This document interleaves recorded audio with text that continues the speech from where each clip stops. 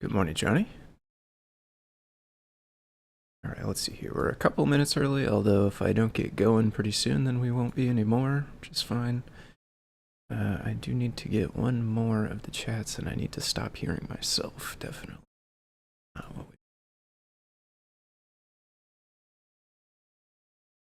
Okay, that is better.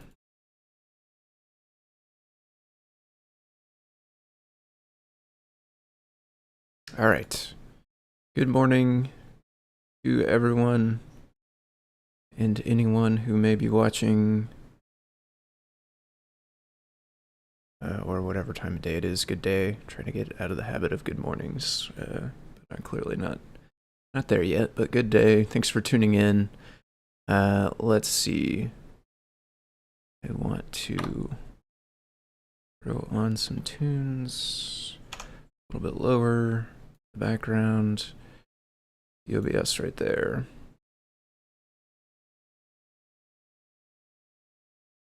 Where'd the other chat go? There it is. All right.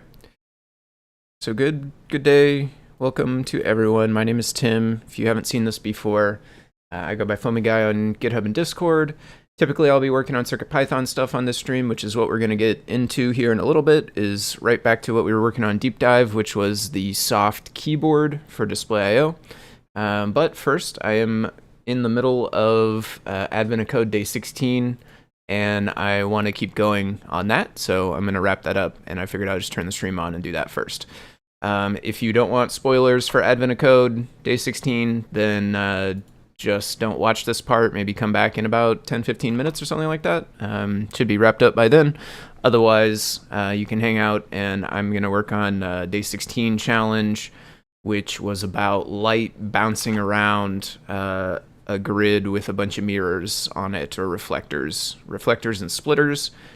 And those are represented by these characters. These ones are the reflectors, the / and the \. I'm using Python, and Python strings / needs to be escaped. So we've got the double quotes, or the double escapes, double slashes there. And we need to handle, so right now I'm writing the code that is basically processing the beam of light as it moves through the grid. Beam of light, we have a class with a direction, a location, and a true/false, so whether or not it has ended, basically, whether or not it found the exit to the grid already or not. Once it finds the exit, then we no longer need to process it, basically. And I think the reflectors should be working fine. We do need the splitters next, so good morning, DJ Devin. Splitters are similar to reflectors in that what happens next is determined by what direction the beam is coming from. So if the beam was traveling up and it ran into this splitter, or if it was traveling down and it ran into this splitter, then it would basically be as though the splitter wasn't there. So if the beam is currently going up or the beam is currently going down, then what happens is we just set the location to the next location and then nothing else special. Let's say elif beam up or down, just to make this to a compound and a little bit shorter lengthwise here. And then we will not change the direction.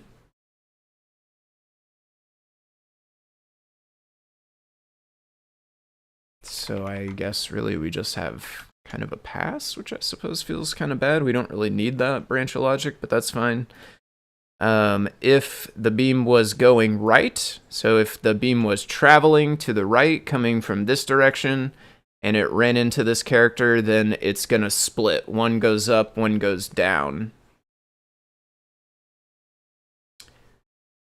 And what I want to do in that case is, there's a few ways we could handle it. We could either kind of like spawn 2 new beams, which is sort of logically how I think about it. One above, one below, or like one moving up and one moving down. I think I don't want to spawn two new ones, though. I think I want to just reuse one, right? We have the original beam. Let's just say if we were moving right, then the original beam now is moving up, and we are going to make a new beam, which we are going to add to the list called new beams. New beams dot append a new beam, which is going to be at the location where the splitter is. That's where it's going to spawn, which is next lock. What's the order of this? Beam, it takes the location and then the direction. So next lock, and then the direction will be beam dot down. So the beam we had turns to go up. The new beam that we're going to spawn spawns at the same place and is facing down, is going to move down the next time it moves. Okay. If we were moving left, honestly, the same thing happens, right? We could just say we could have the OR here as well, because it doesn't actually matter.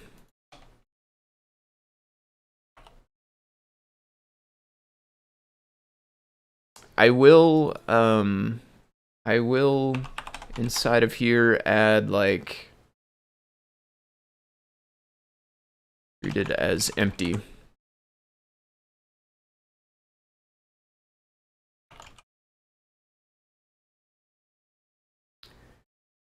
So if it was up or down, then it will just set the location of the existing beam to the location of the splitter, and it will continue on in the same direction. Okay. Going left or right, we turn to the up, and or we spawn a new beam to the down. Cool.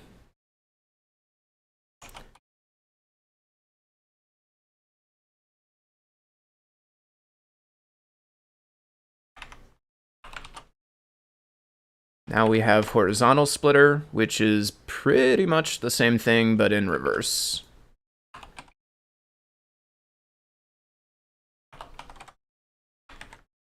It shows kind of an awkward way to go about doing, but that's fine. There we go. So if the beam is going up or down, then what's going to happen is the current beam will say turns to the left, and the excuse me, the new beam will go to the right.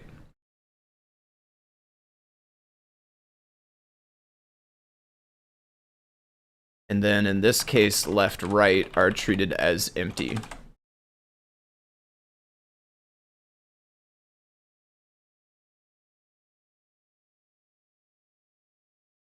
And then at the very end of this, we say if there are any new beams, then basically add all the new beams to the list of beams, which we are looping through here. Process each beam for one step.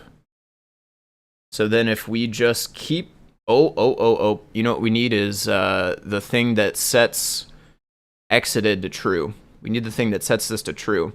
So we need to say if, we need to check if the next location is on the map or not. Probably, yeah, before we try to access the next character, in fact, otherwise we'll get an index out of bounds range.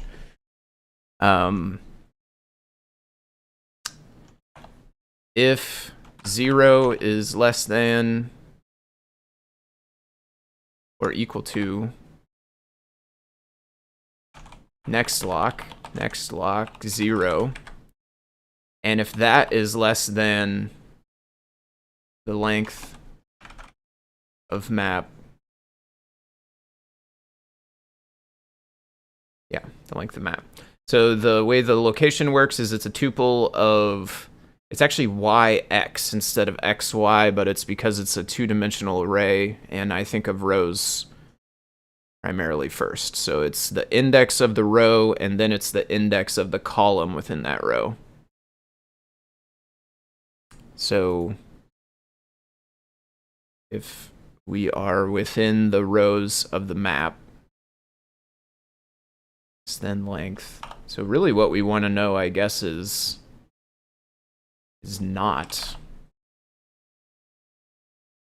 Does that work like that? Can you just not a try comparator thingy? I don't know. So we're going to say, actually, if not that or not the y variation of the same thing, which would be 0, but it would be next lock 1, and it would be length of map 0. So a length of a row rather than the length of how many rows there are. So if the x is not inside or the y is not inside, then that means that this beam has exited the grid. And then we only want to do the rest of this stuff if the beam did not exit the grid, which we already checked for here. But until it came to here, it had not exited yet. So yeah, we want else all this stuff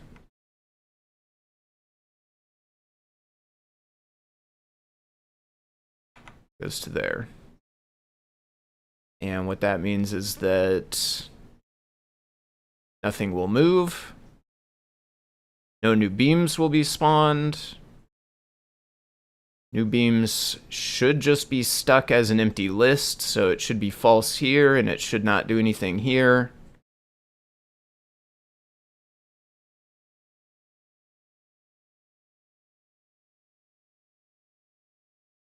Yeah, I think that should be good. Okay, so we have the remnants of a loop that I started. While any beams are going, beams, so that's going to let us loop until all the beams have their exited grid to be true. While any beams are going, we want to keep looping and we want to process the beam step. We will give it the map, we will give it the beams. And then we need to also keep track of the energized tiles.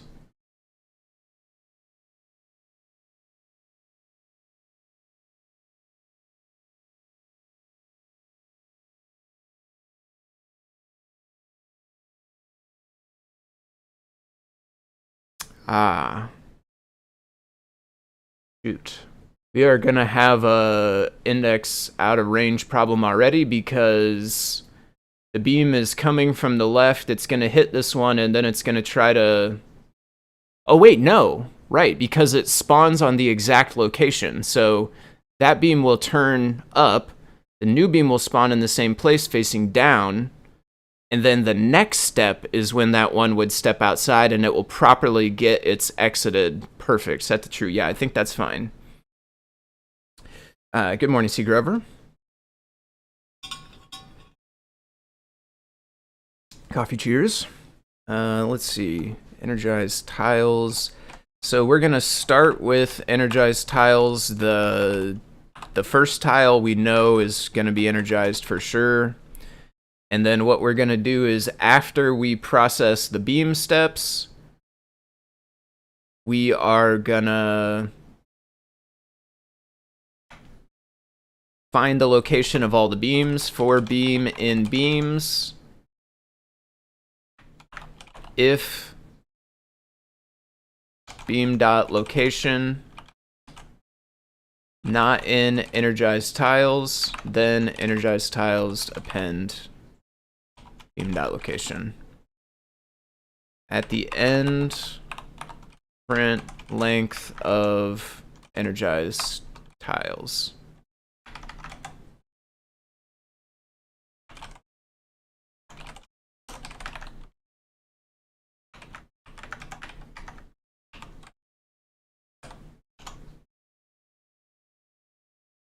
All right, does this run and stop, or crash, or infinite loop?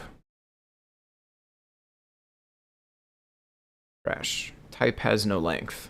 Type of type has no length. Why would it be type?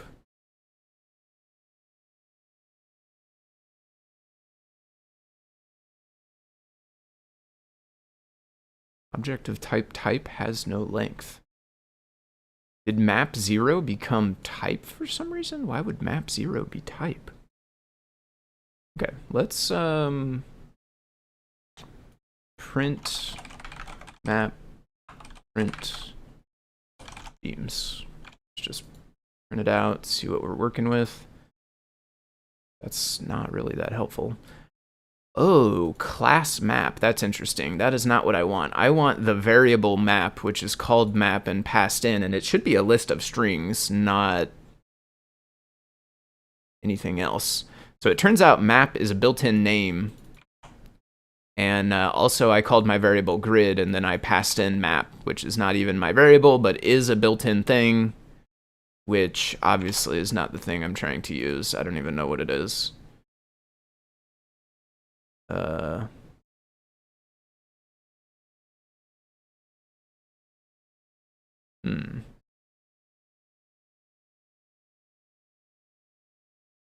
Okay, it doesn't crash anymore. It doesn't infinite loop, but it does not any beams going. It seems like it didn't actually go, right? It did because it called this once, but then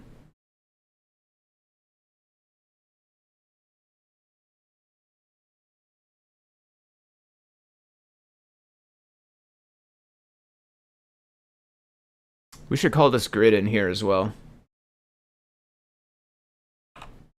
Maybe that breaks something. Nope.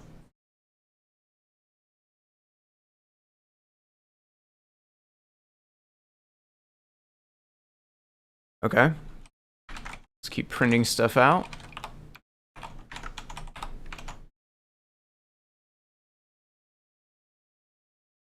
Next lock, 0, 1, seems fine. So we started on 0, 0. Next lock was 0, 1, no problem.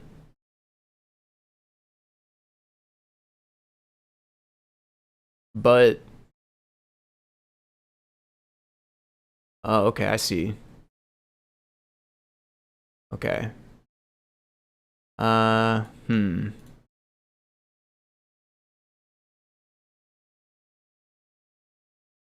Okay, so what happened is next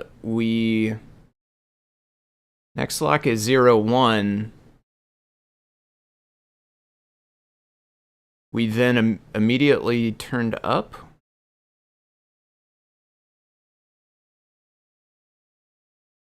We found this kind of splitter.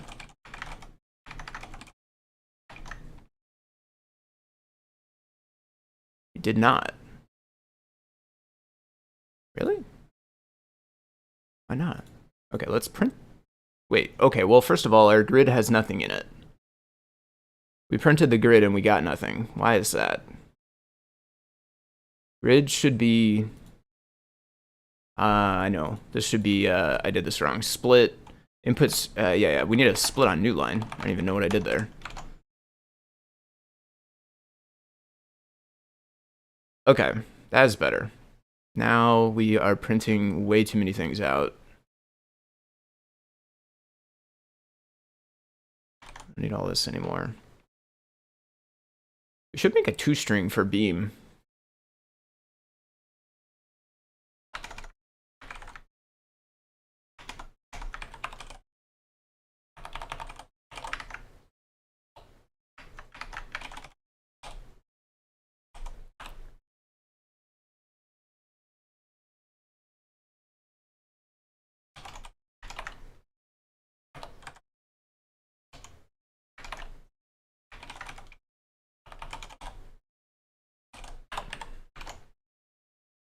Energized tile count it said was 36, which is wrong. It should be 46. Well, crud. All right, I think we are gonna probably give up for now.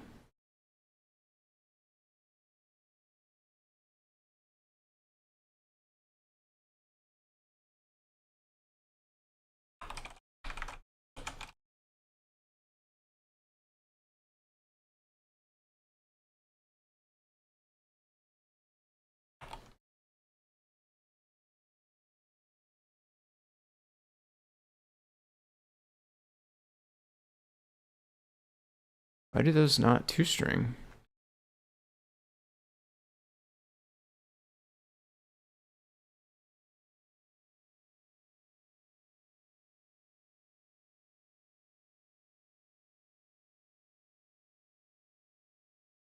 Is it repper? Do I have to do repper?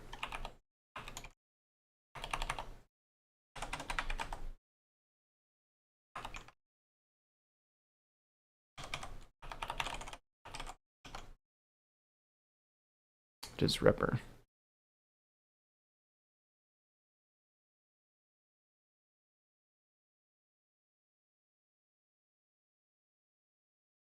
Okay, so we can see after the first step, we did end up with 2 beams, which makes sense because we know we hit the splitter.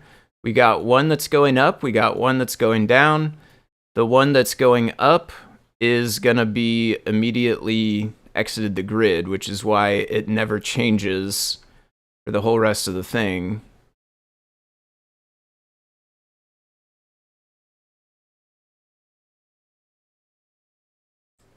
That one spawned in the same location, but it's going down, so it took a step down, it took another step. Eventually it hit something which caused it to reflect.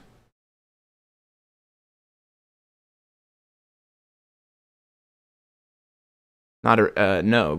Well, yes, it caused it to reflect, but it was not a reflector. It was a splitter. We know because the new one also spawned. One going left, one going right. So we hit a horizontal splitter. I mean, like starting off, our logic seems fine, but for some reason we didn't end up with the right count. That's 10, so that's a 10 by 10 grid. So let me do one more thing here, and then we'll get into CircuitPython stuff. The other thing I want to do is for tile lock in energized tiles. No. Let's go. Let's see. Out. Energized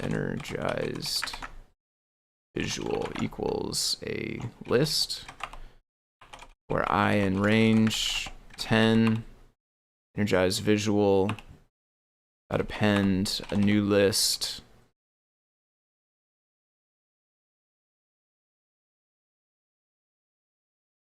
A new list of dot times 10. Doesn't that work? You can times a list.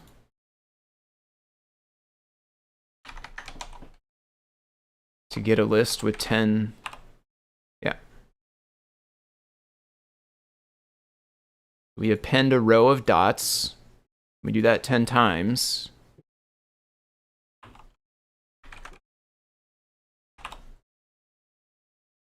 That should give us a 2-dimensional list of dots. And then we'll fill in each energized tile with the hashtag.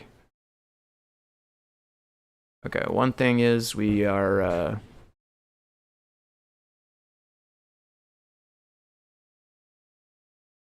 let's go for row in energized. I made a pretty print. Some of the other ones of these for energized visual, for row and energized visuals, print row.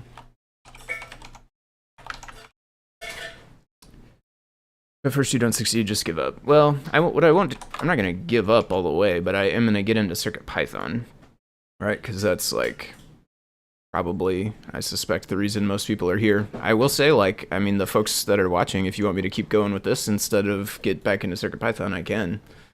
But I figure we don't want to accidentally spend the whole stream on this.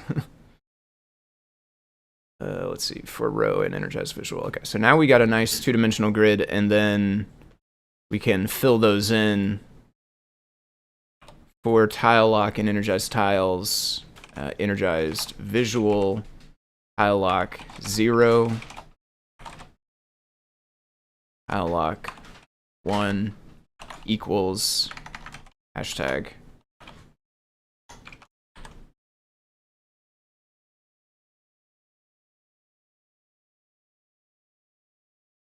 Oh, we need to print it after we do that.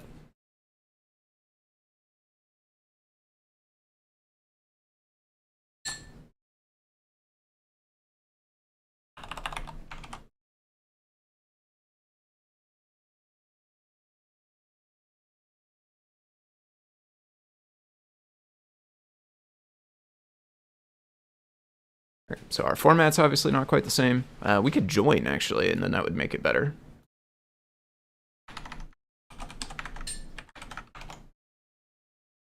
Make it more similar. It's not really better or worse, but...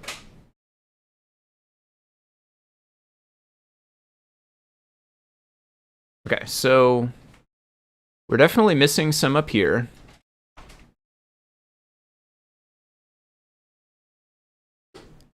And we're not as chunky on this row, or the row below.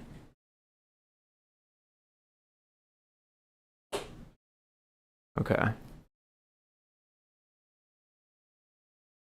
So the logic on one of our things must be wrong. For some reason, we did not... We turned the wrong way right here, right? We must have. Because we came, I mean, presumably we're going up, and then we turned right.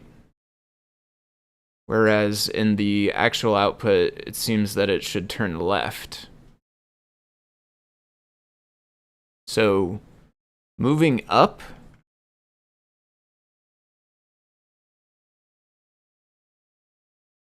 Moving up and hitting a slash that goes to the left.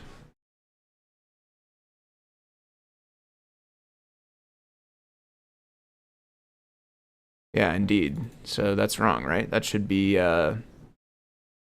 left, right.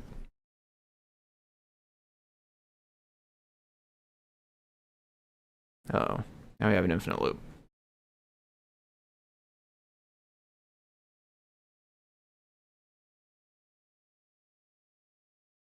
Really?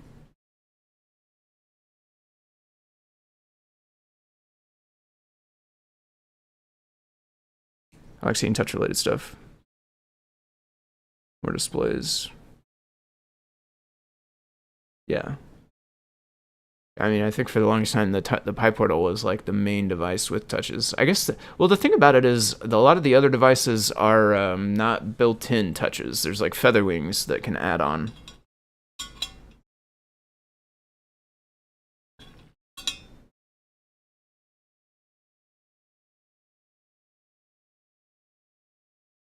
Honestly, I just duplicated this, and so these are wrong too. Because if it's moving to the right, then it should turn to the down, and if it's moving to the left, then it should turn to the up. And I closed it.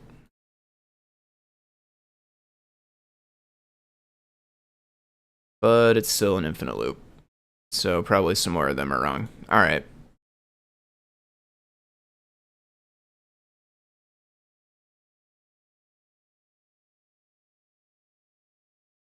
I will force myself to quit. Takes a lot of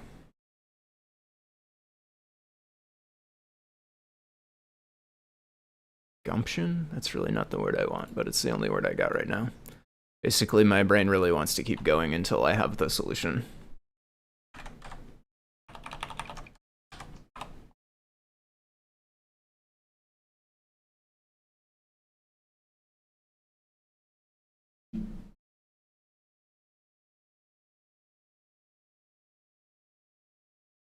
We are close though, right? Can't believe that's an infinite loop. We're close. We had just a few of the characters are being treated wrong. I didn't notice that I copy pasted that one without changing it. That's probably a huge part of our problem, but I'm sure there's a few more that are also wrong. Because it shouldn't infinite loop. Brian Lowe posts a video for what he called a cheap yellow display, ESP board with a display and touch. Cheap yellow display? Is that the name of it? Probably not, right? Brian Lowe? I'm not familiar with that person. Yellow display? That's somebody I should follow?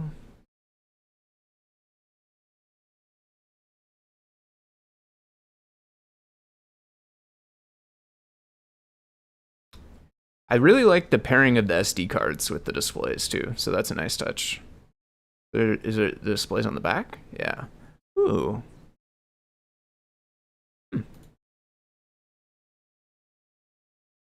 Okay, I have seen this guy before. Seen this video. Seen videos of this person before.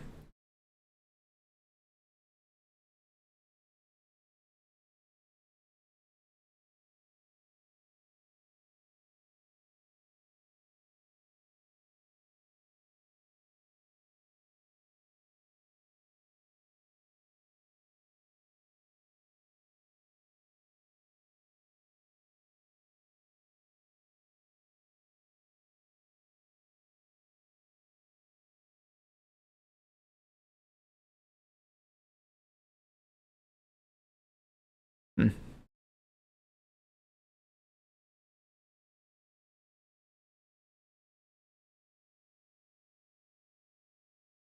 Can it run CircuitPython?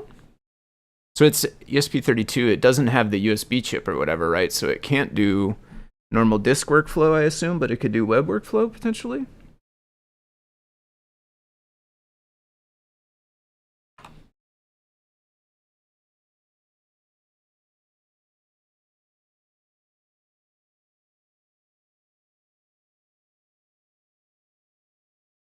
Well, let me catch up. Green's project trying to wrap up an overtone sample generator helper for synth.io. Nice. Takes a list of wave types, sine, square, triangle, saw.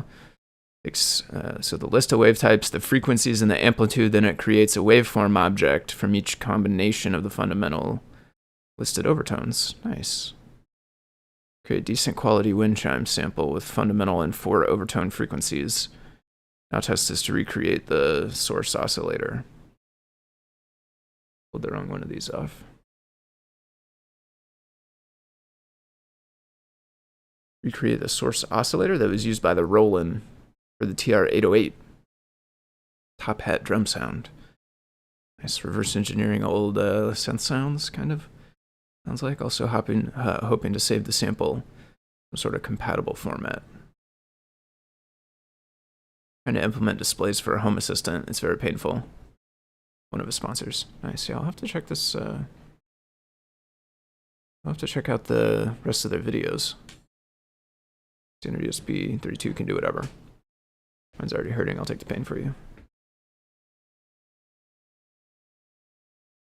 Focus.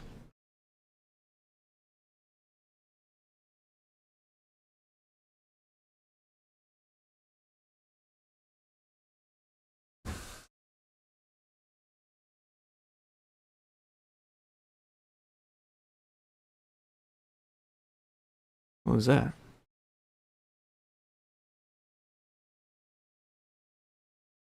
Just disconnected. It just did that safe mode thing. Did it? I wasn't even writing.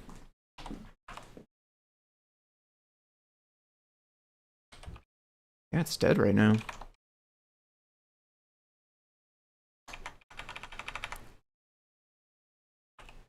It's not even in safe mode right now, honestly. It's like dead. So the screen is on, doing the last thing it was doing, but it's not connected anymore to my computer. I heard the ding-a-ling disconnect. It would show up as a drive here if it was connected as a drive, and it would show up as TTYA something if it was connected by serial. And none of those things are happening. It is in like a super dead state. And then, so here's what will happen. Here's what I predict will happen. My hypothesis is if it should come back as 0. So if I reset once, it's going to come back up and it's going to be in safe mode. And we will be able to see that if we get connected fast enough here, or if not, then we'll be able to see it on the screen right here. Yeah. You are in safe mode because core crashed hard. Whoops. Memory access or instruction error.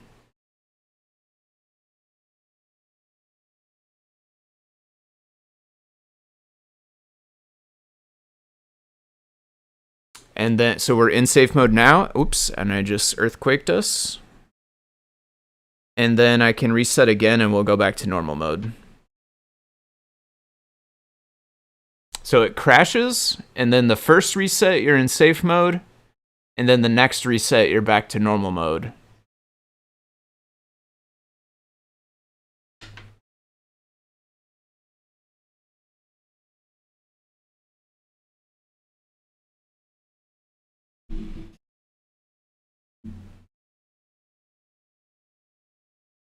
I should run it with a different CodePy, I guess.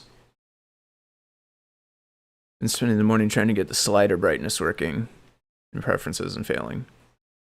I don't think it's my PC. I could be wrong though, right? I don't actually know what it is, but I don't think it's my PC.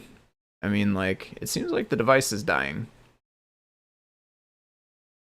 And it could be like my PC did something to it that made it die. That's a possibility, but I don't know what it would have been. In this case, I was not even interacting with it at all. It was plugged in.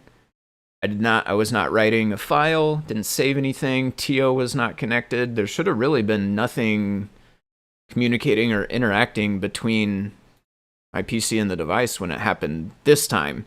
Yesterday, when we got it, it was while I was writing files, and I was thinking it was related to writing files, but shouldn't have been writing anything this time. I can't say for certain, 1,000,000,000% that it wasn't, but it shouldn't have been. We can try looking at date stamps, I guess, or something. Is that going to show us anything useful? I mean, it probably failed to write if it was trying to write, so I guess the date's not going to be updated. How do we order by date? Isn't that like S? That's file size, though. How do you order by date? Oops. You'd think it would be D, right?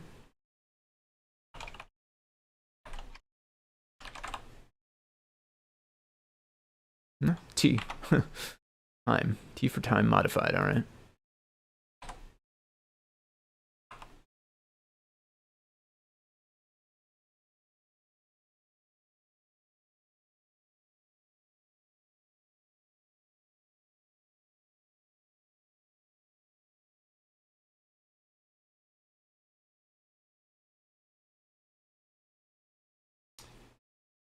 Okay. I don't really know what this time represents. That could have been the time that it crashed. You know what's interesting is I could go back now and I can watch the video, and because my system clock is in the video, we would be able to know what time it crashed, which is kind of convenient. I don't know what this represents, but it says the time that ... was modified. That'd be the time it connected, right? Because ... is MediaTemC, and that changed whenever CircuitPy appeared, or I guess disappeared, either one, but that's the only change, though. None of the rest of the files did get written today, so we know nothing below at least got successfully changed. Got safe mode when I tried to append root group. Same error. What device were you on, Dexter? Was it a SAMD51 or something different? I'm kind of starting to suspect that this device at least is just not all the way stable. After this one really makes me think that like I was not doing anything, so seems like it just crashes itself sometimes. Now it's like it's got a fair amount of stuff, I guess, still going on in CodePy. Like it drew the screen and it's doing the touch stuff that we worked on last night, but is it dead again?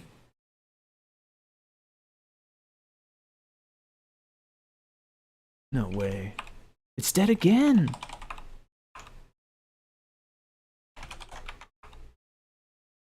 Well, now it's not. Now it's dead but empty. Okay. I don't know. You are on a Feather S2, Alpha 6. Okay, there's my ding-a-ling. Finally, so it just disconnected finally. Also with a Featherwing 3.5. Interesting. So we both do have the 3.5 display. So I think that's the same display as the Titano.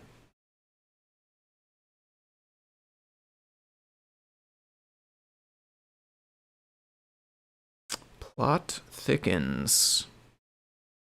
Okay, well, I really don't want to like contend with it just crashing the entire time I'm trying to work on it. That is going to make my ability to actually focus and work on it be not very good.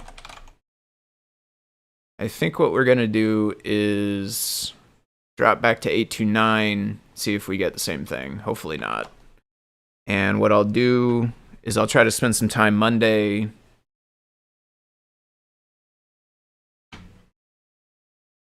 debugging this, basically, like trying to recreate this with less complex CodePy, like get stuff out of the CodePy, see if it's still happening,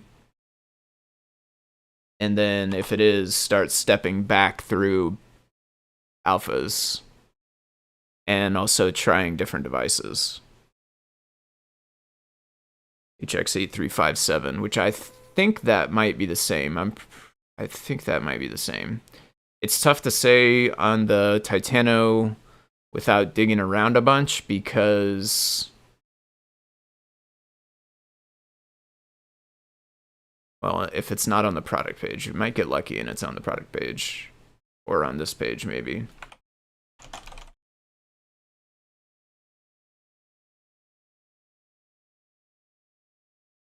I could search the left column only. Oh, 3.5 inch diagonal, but it does not list the type. Okay. It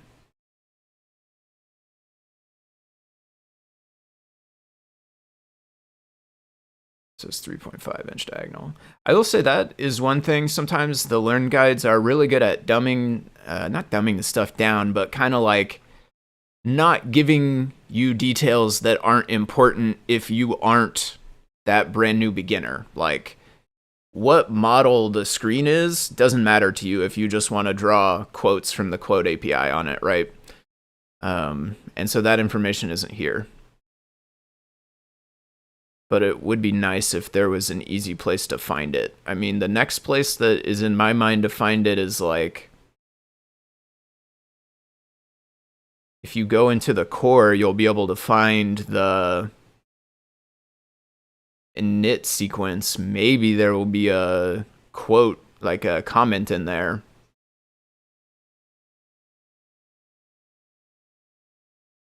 And if not a comment, then you could take that init sequence and compare it with that HX whatever.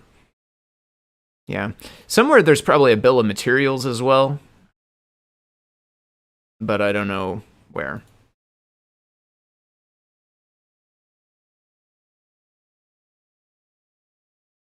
Like, something in here probably tells us the answer to what display that is, but I don't actually know how to read it.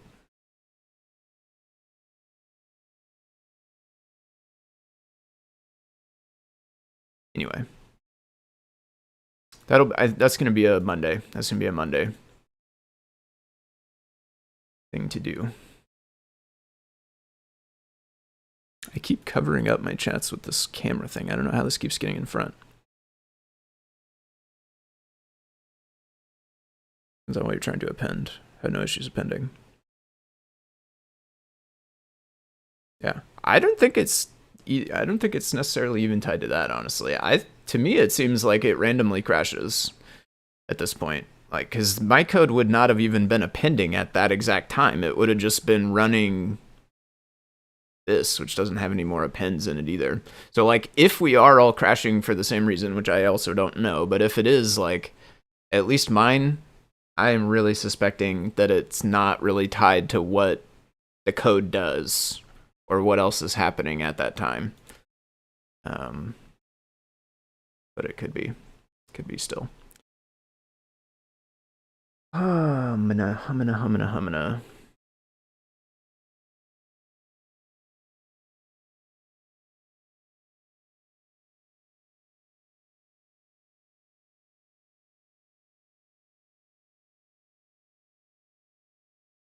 Yeah, so now we're going to be back to incompatible MPYs because all of our MPYs are 9.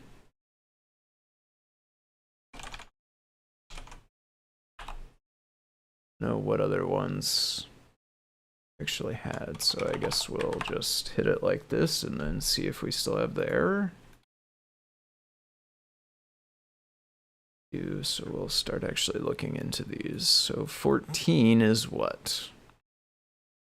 Image load. Honestly, we're not using it, so let's delete it.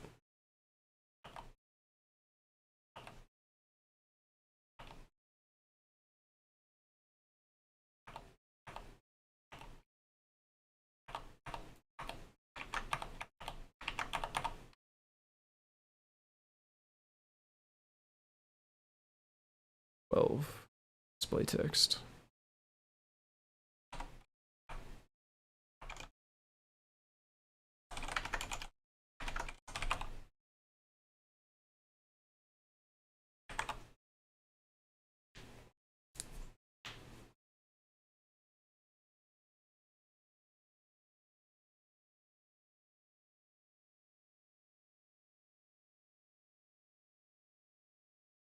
So line 12 is still failing even though we did it, so then my next guess is it must be bitmap font?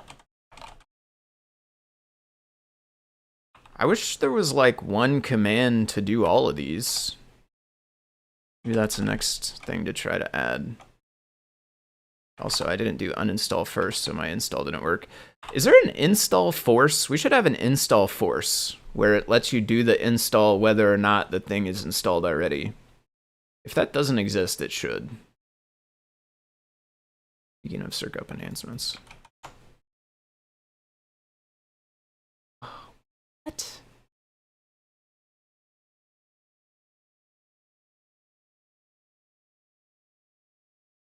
I don't understand.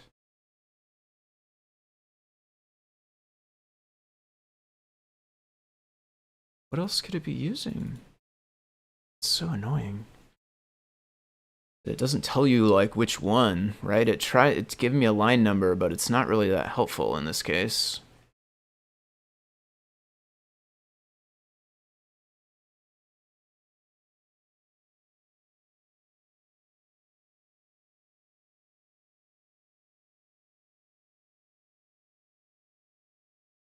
I don't really see what it would be though, right? This does not depend on anything else. Even bitmap font this doesn't depend on. Did I not do display text? I did, right?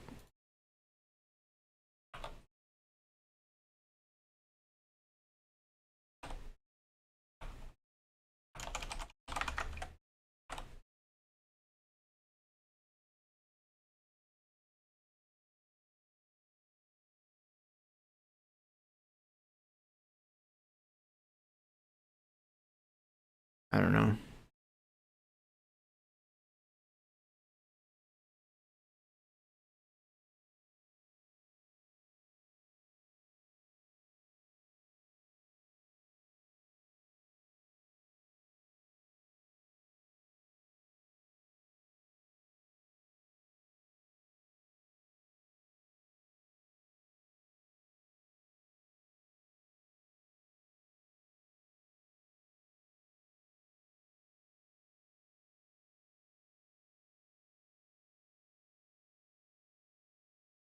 What screen is MPY?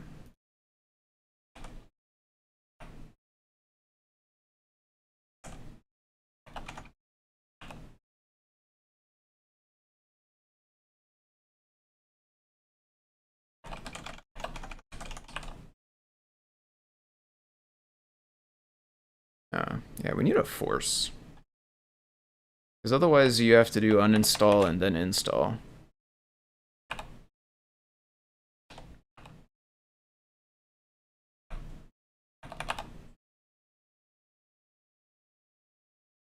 That's not what's on line 12 though, right? So that's not gonna fix it.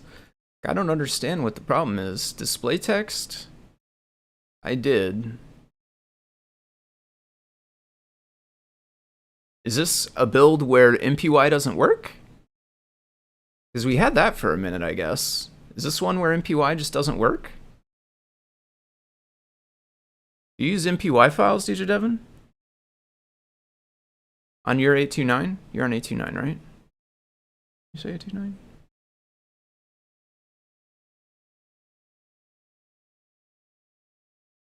I don't remember. I thought you did. Oh, man. I am quickly getting sapped of...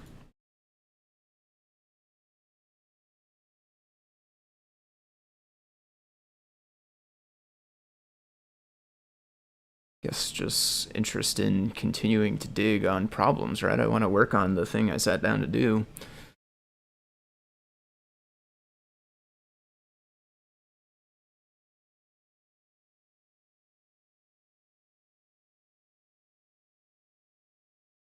Now that I quit working on the other thing, which is kind of what a bunch of my brain actually wants to do.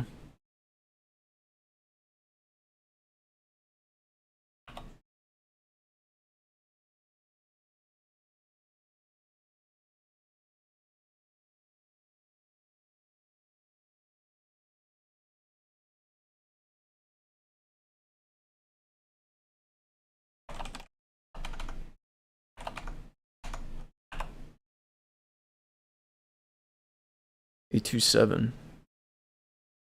Maybe it was after A27, I don't know.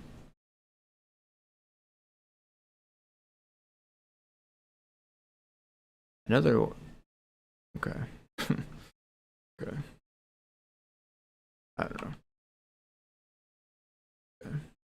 One thing is, we definitely need music. I'm not gonna survive without that.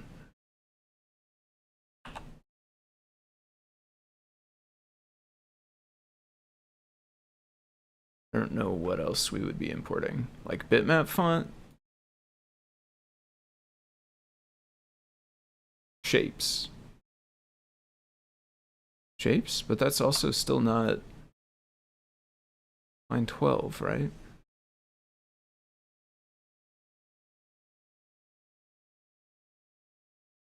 I'm surprised we're using shapes. What uses shapes, I wonder? Oh, grid layout uses shapes to draw the... no, I thought I changed to vector IO. Maybe it uses shapes. Shapes, I don't know.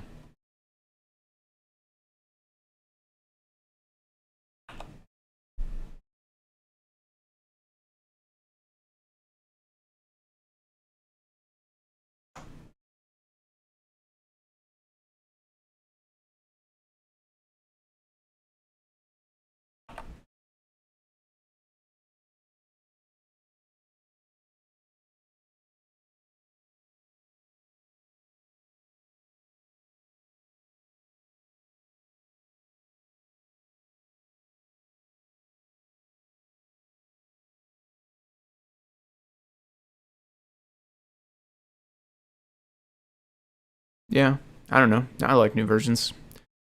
My current sticky situation aside, but overall I enjoy new versions. They do come out fairly frequently, but I think like I'm desensitized to that, honestly, because my primary career for over 10 years has been Android, and Google releases new Android versions extraordinarily fast and has no qualms at all about just breaking things. So I have lived with that reality for over 10 years at this point. It's not...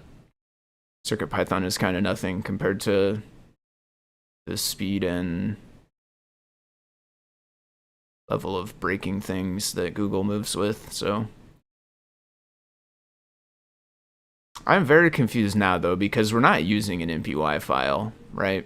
Now I'm like... really starting to question the like fundamentals of, is this device even reading the correct files? Like, am I actually seeing the files that are on the device, or what the heck's going on here? Because line 11, we import this.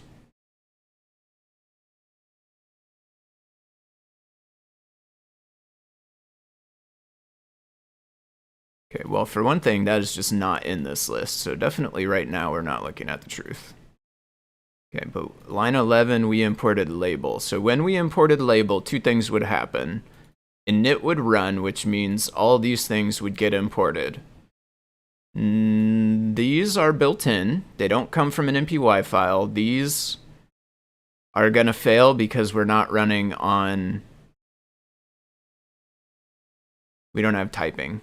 This is going to fail. The rest of that's going to fail. Pass happens. No more imports are in here. These are the only imports. The other thing is label. Is over here. Label has imports from display.io, has import of label base, which would have come from init, which is why init got ran. And then it also has typing and font.io, which are in the same boat as the other file. Typing is going to fail. The rest of that's going to fail because of typing, import error pass, and then we go on. And those are the only imports here.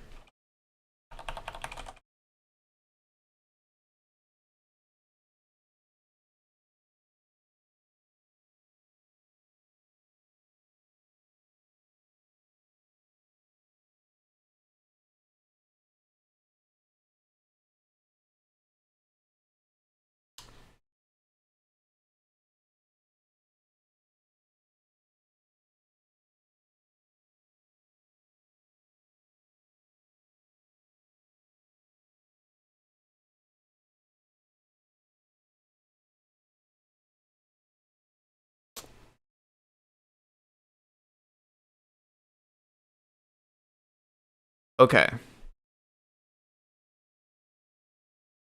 Oh, so silly right now. It's not using the one inside lib because it's frozen in.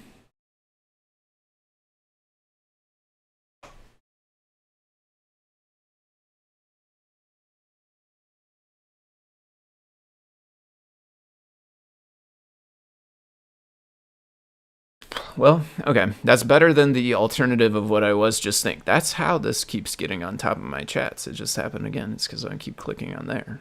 Okay.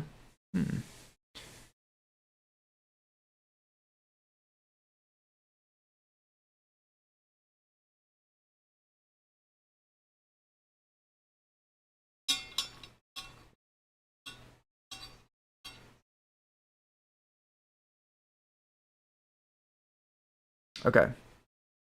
We can run our code. We're ready to start, almost. Now we just wait, I guess, and see if it crashes anymore. Hopefully not, and then that can at least isolate us to the current stable release is not having this problem, which would be good. Next thing to actually work on, I think. I would like to make file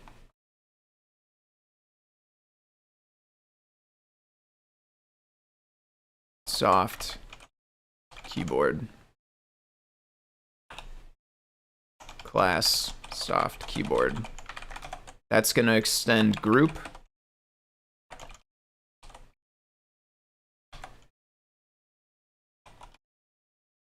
Don't really need all of display.io, I guess.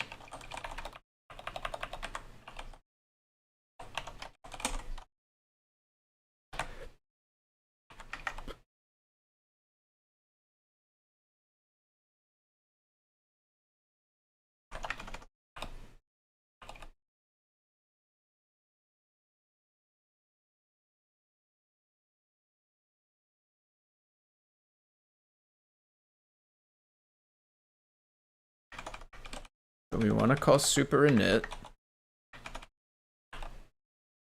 super init, and then what?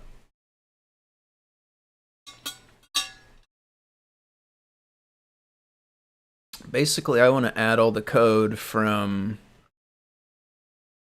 I want to put all this stuff inside of it. Let's keep code. Let's take code and save that as the wordy test, which should be the same one we did yesterday, so we overwrite. And now we're able to kind of cut up code without worrying about stuff just being gone. Close all this stuff. I'm gonna get back to here. I'm gonna go to soft keyboard. That's not the place for this. Soft keyboard will go here, I guess. That can be.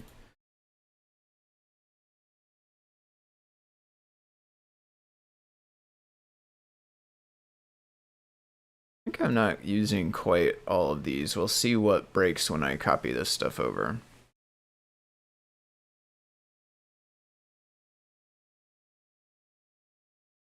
Would this be inside of the class? Because it doesn't need self.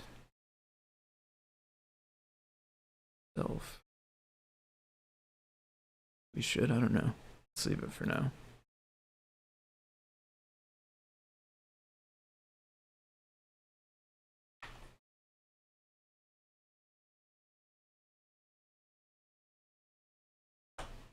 I like all of this stuff inside the soft keyboard class.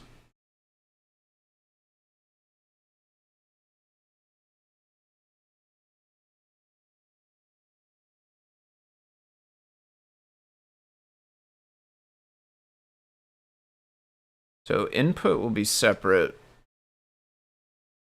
All of this comes into init.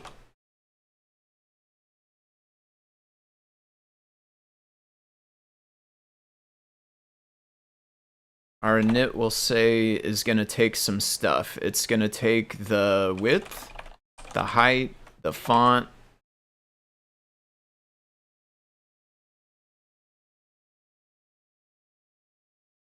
That might be it, but we'll see. So our width is not going to be this anymore. It's going to be width. Our height will be height.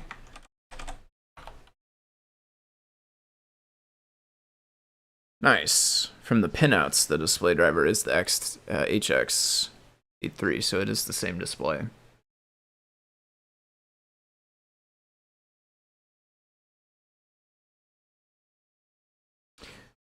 Yeah, it would be awkward, but one thing you could do to isolate if it's the display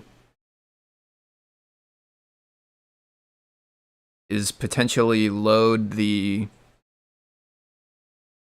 like Metro firmware on a PyPortal Titano, because then it won't set up the display, and so if it doesn't do it anymore, then you would think that the display is not involved. It's really weird though, because like, how do you know it doesn't do it anymore? Because it didn't seem to be that consistent. Because like last night, I think it only happened to me twice, and then I changed versions. Then I don't think we had it anymore. But then today I already got it twice in like pretty rapid succession. But I don't know how long to wait before you call it and say like, okay, it's not going to happen anymore, right? Like that's you can never really know, which makes it a tricky thing to troubleshoot. All right, we're going to replace all terminal IO fonts with that. Let's say actually we need two fonts. We want character font and symbol font. It might, I don't know. It might be worth just encapsulating the symbol font so that the user doesn't actually have to set up Forecasm. But on the other hand, it's also nice for them to be able to set it up as well, because then they get to set the size. And they could also use a different font if there's a different one with different arrows or whatever.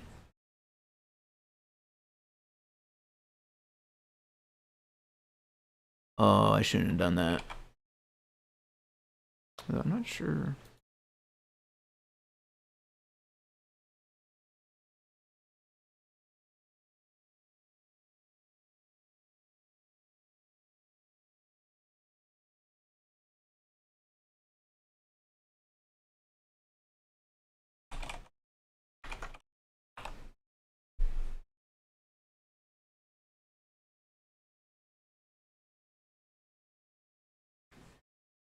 Even on scale one. Well, I don't mean the scale though, but the font size. Because like for instance, your thing is using Fork Awesome 12, which is Fork Awesome at point size 12.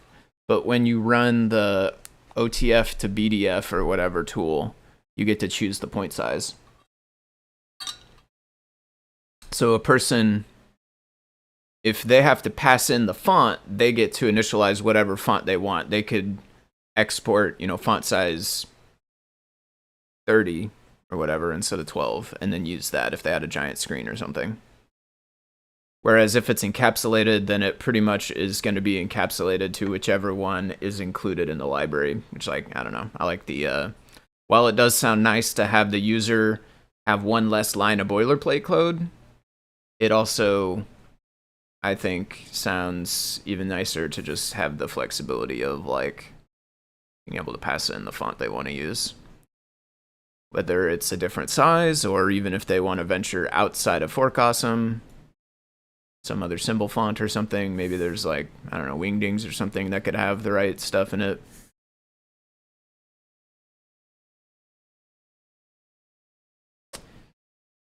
All right, what else do we need? I think that was just testing. We don't have a layout. We should save the width and height on self. Well, I mean, we have them on, actually have them on there. So I guess what we should do is maybe make a property height, def height, return self.layout.height. Same thing for width. I want the W. Starts with a W. My goodness, cat.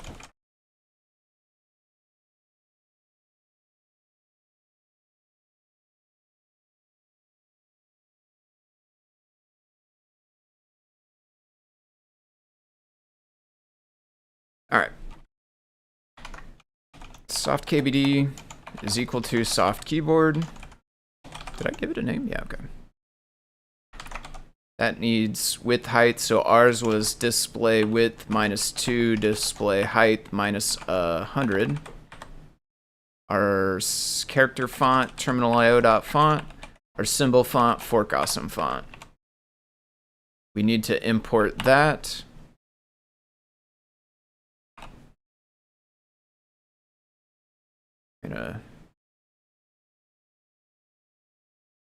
Wow, somehow it did not put CircuitPy here.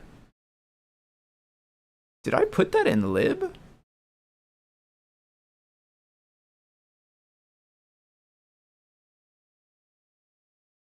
Wow, I do not know how PyCharm actually made that import correct. I've seen it do all kinds of weird stuff here. I'm surprised it doesn't have lib. And also, sometimes it puts CircuitPy there. But this time it did it correctly, which is pretty awesome, actually. I hope it's going to always do that. That'd be nice. All right, so this would now be here, and then that would be soft keyboard.layout.cell-size-pixels. Layout is not getting put on self. Let's do that. Self.layout. Oh, right. That's collapsed. Self.layout.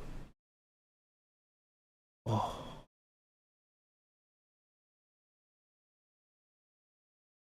So we could either replace all of those, or we could take it off of here.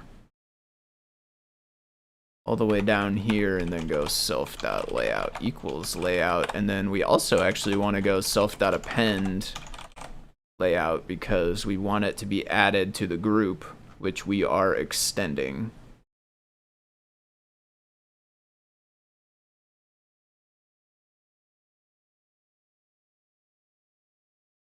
Okay.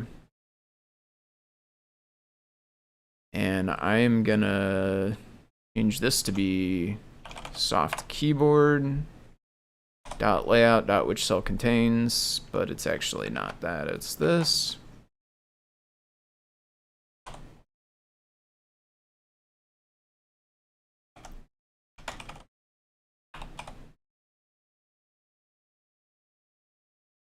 Can't find that for some reason.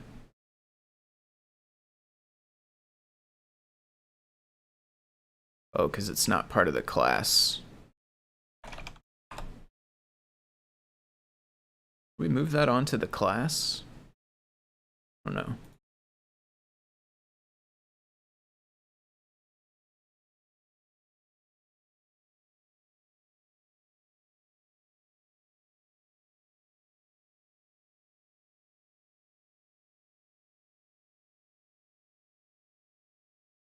Why did I create touched cell view but then not use it for this one?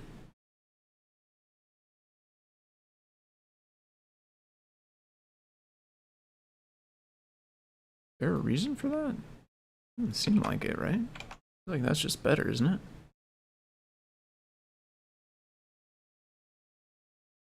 Looks good in this, let me catch up also. Oh, okay, that was the next one. Looks good in this case because the rest of the terminal font is at scale 2. Good point. Core custom is even on scale 1. Yeah.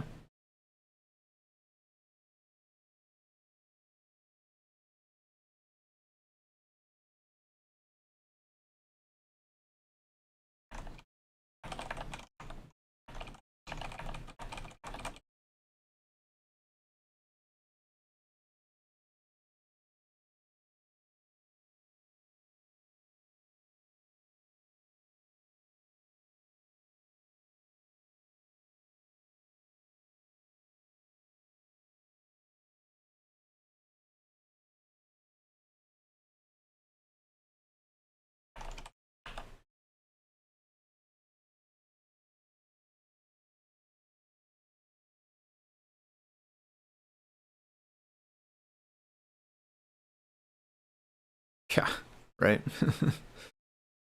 All right, I think that's enough for it to run. Maybe.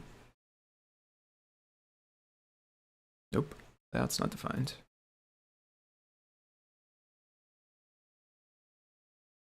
We tried to add layout, but we should be actually adding soft keyboard.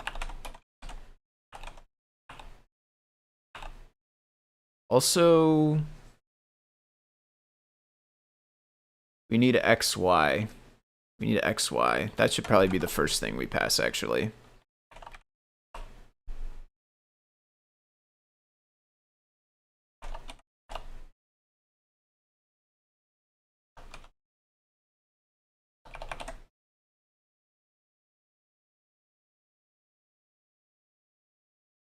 The rest of that can be the same. The rest of that can all be default.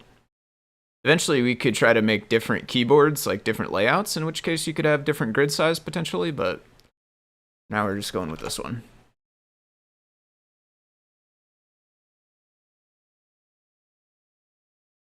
All right, BRB.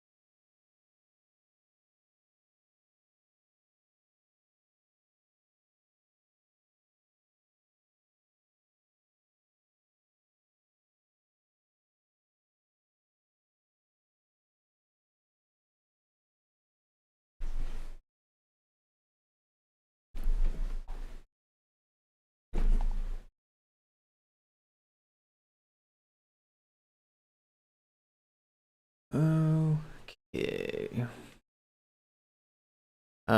Even the touch should work? Question mark? Yeah.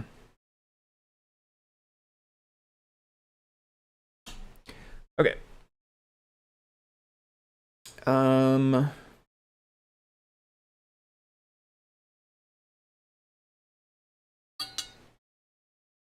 I think the next thing to tackle is we don't want the user code to be doing this like soft keyboard dot layout dot, right? Like I do want to add this to layout, but then our soft keyboard should have just like something higher level. I do think this is probably ready to... This is probably ready to PR though, right? Is that ready to PR? I think that's probably ready to PR. Let's go to display.io layout.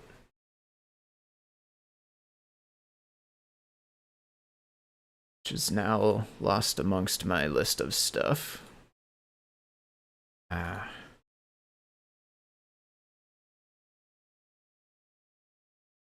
First we go to random other CircuitPython project, then we go to open, then we go to display.io layout. So that way we don't have to find as many files in the file thing.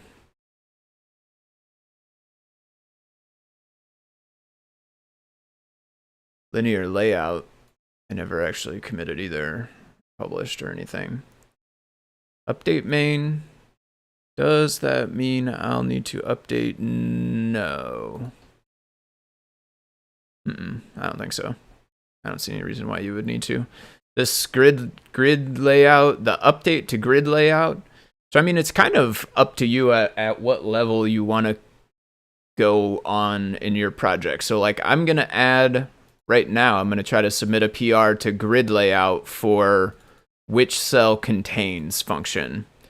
And then with that, you could basically make your code be what is in my file currently called code QWERTY test. So you could basically use my code from last night, which was like the layout.which cell contains. You could use all of this logic with this PR that I'm about to submit. The next thing I want to do on top of that is now make a soft keyboard helper, which will be in a separate library most likely. And that soft keyboard, it won't be done today, so it's not ready to go for you to use like this one will hopefully be. But whenever it is ready, what it will do is encapsulate a lot of this to where in your user code, you'll no longer need that giant list of all those labels and all that stuff. Instead, you'll be able to do it like this one, where it's like soft keyboard, these things. And then later on down here, eventually we're going to have soft keyboard dot which key got pressed, something that tells us that effectively, rather than us doing the layout stuff down here. And then at that time, you could change your code if you wanted to use soft keyboard. In either case, in either of those two cases, none of that depends on CircuitPython 9 versus 8. It should not make any difference whatsoever which one of those two you're on for either of those two solutions. Either of those solutions should work on either of versions 8 or 9.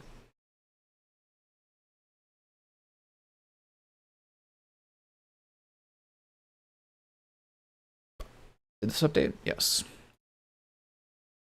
What are the remotes looking like? Git remote dash v, remote dash v, that's got an Adafruit and a foamy guy. Git fetch foamy guy, git checkout, new branch, the name, which is grid layout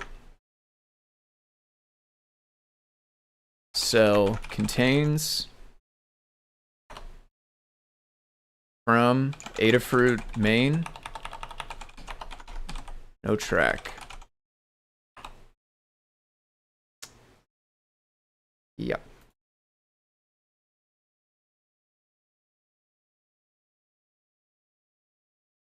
So we actually made two changes. We made one change inside of git cell because we added the functionality for the multi-spanning cells. And then the thing we also added beyond that was the which cell contains. Awesome, sounds good. Guess we'll start working on some preferences in the meantime. Yep. Okay. Go to display IO layout, which is in lib.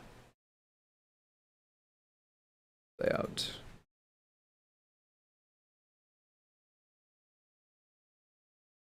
I also actually added width and height, but did I? Yeah. Those are cool too.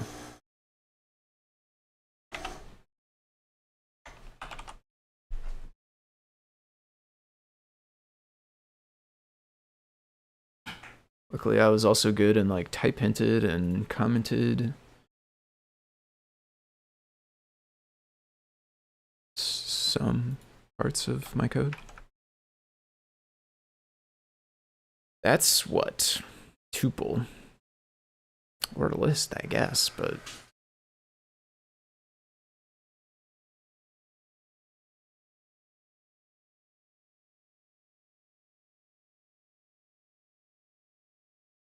it's technically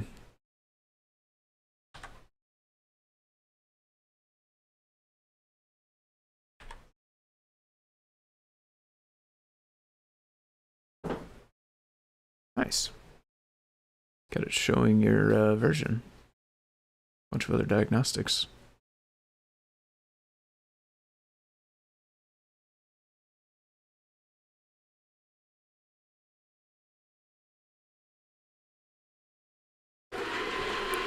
I like the storage as well.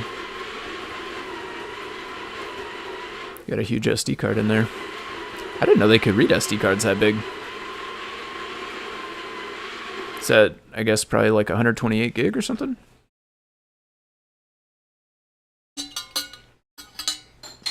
Is there even a limit? No. Maybe they get pretty big. For some reason I was thinking like 32 or 64 was the max for CircuitPython, but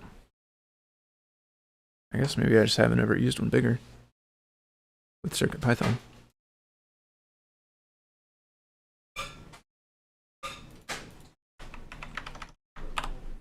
Okay, that is what? This, given a cell coordinate x comma y, given a cell xy coordinate,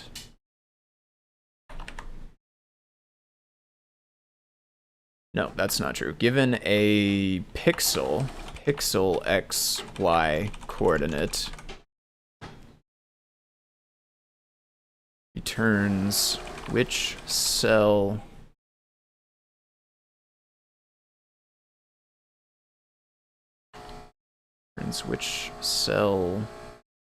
location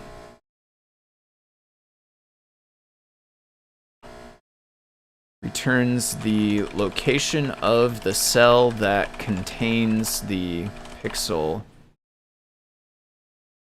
xy coordinate. Given a pixel xy coordinate, returns the location of the cell that contains that coordinate. Let's just call it that coordinate. The coordinate.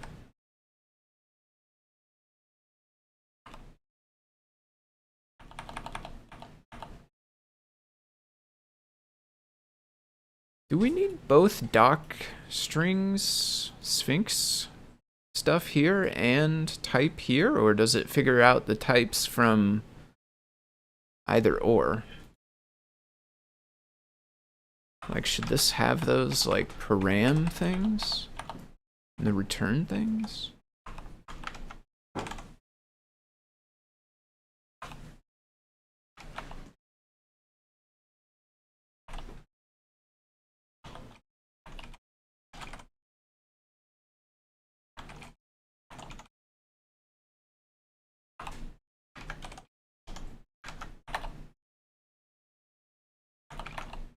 Don't. Hey. God, this cat, man, I swear.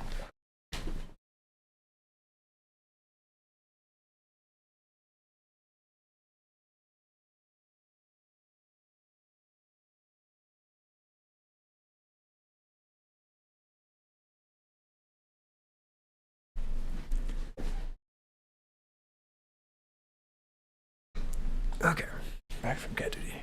Very low resolution chime sample fundamental. But let's see. Fundamental and overtones on the left, combined with the sample on the right. It's an interesting quest to figure out how to create loopable sample with minimum distortion, matching the end to the start of the next. Oh yeah, that's interesting. So you like shift it so that it... Yeah, that's cool. I'm curious to hear it if you happen to have a reasonably easy way to record the audio from it. Oh. Also, DJ Devin says on the SD card, let's see. Didn't think so either. Everyone talks about 32, but I'm running 128. And I'm adding lots of download, NOAA, images, and background slideshows. Nice. Family pictures and everything. Yeah, that's cool. Any Christmas, this cat again. It's a lot of math you'll never understand. Yeah, I don't know. I kind of like... I don't necessarily understand a whole lot of math, but I can figure out how to apply it in code, usually. If I can, like, see the inputs and outputs and iterate.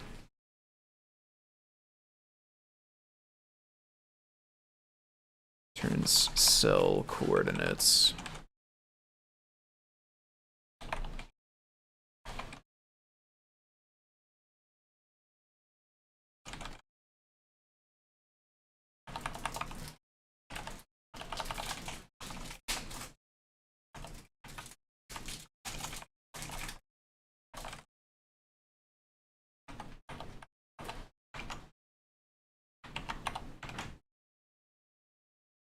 All right, and then get cell we updated.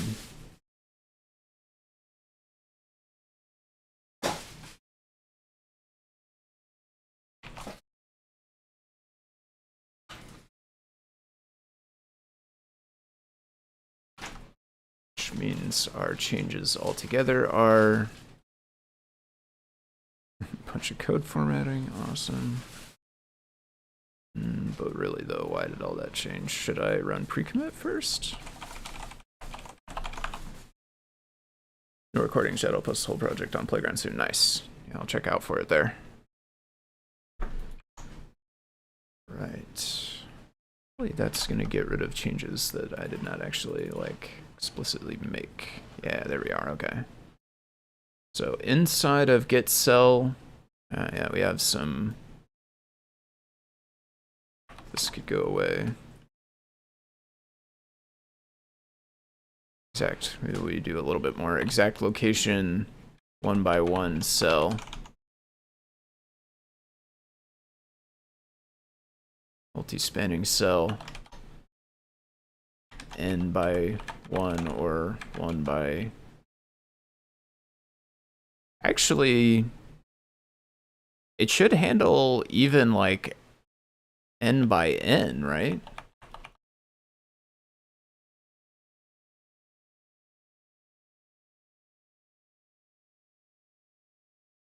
Or N by any number, any other number, really, which you could... Feels weird to express it as N by N, because then it kind of implies they're the same number, but they could actually be different. Like 3 by 2 should work fine as well. And I would maybe use X as a variable because that's commonly used as a variable, but we're using X to indicate by. So we just change that maybe?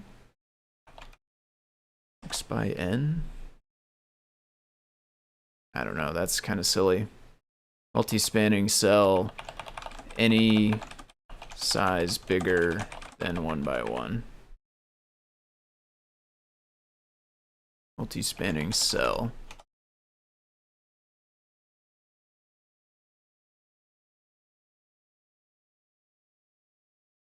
Okay, so we changed that stuff, and then we added height and width properties, and then we added which cell contains. We do have an empty line. We are passing pre-commit. And docs build.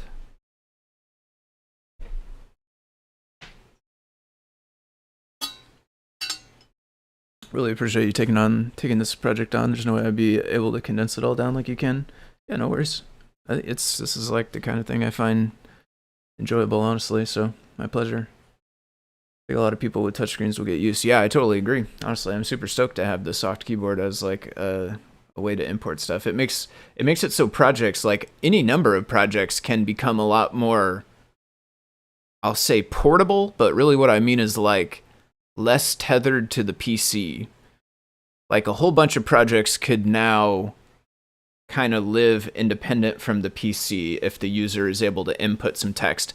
I've been thinking about other text inputs as well, like a D-pad version would be cool. This one is for touchscreen, but it might also be cool to have like, old school NES or arcade type XY grid where you have a joystick and you can move up, down, left, right, and it has a certain one selected and then you enter to like type that button or whatever.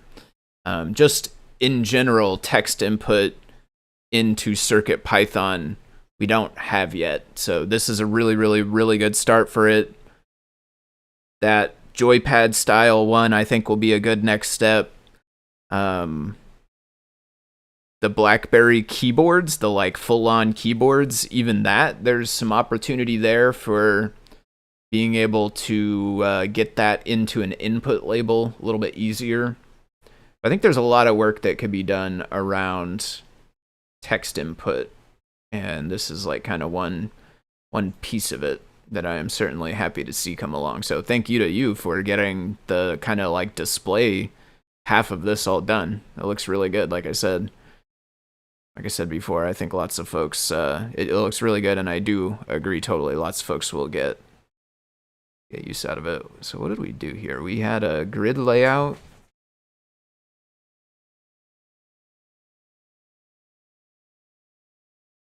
Wow. I did not see that.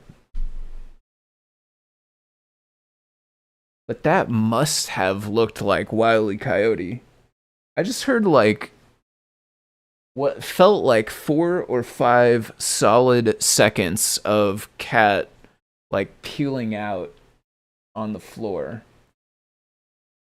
Is like we have hard floors for some parts of the floor and he can't grip like he can on carpet. So he kind of like skids a little bit when he goes too fast. And I just heard like 4 or 5 seconds. He must have been like full on Looney Tunes, Wile E. Coyote, just like legs going as fast as they can and body just barely moving, like a person trying to run on ice. Man, that must have been so amazing. And even if not, I'm going to choose to believe it was, because it sounded like it. My concern with the BlackBerry keyboard is their hardware, and they could completely disappear someday. That is technically true, but I bet there will always be something readily available in roughly that form factor. It's too useful of a thing, and there's too much support for open source ones out there that people can keep making them, I think.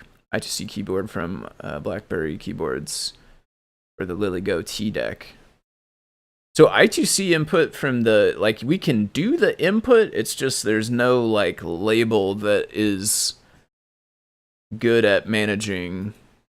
We don't have an input text or edit text. Like, lots of GUI libraries have an input text. Like, in HTML, that would be called input. In Android, it would be called edit text for the oldest one. I don't know, there's probably newer ones. Interesting, I've never seen this device before. This is cool. I have the Featherwing, one of these, BlackBerry Featherwing, which I want to make something cool with one of these days for sure.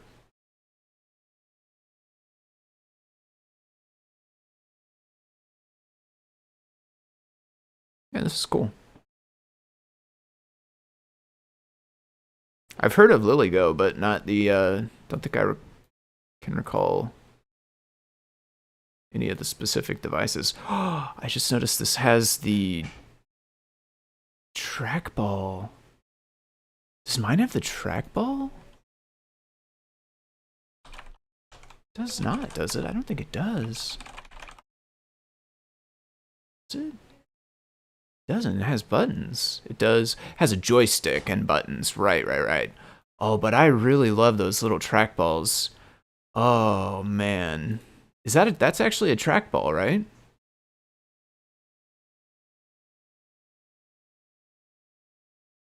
Oh my goodness.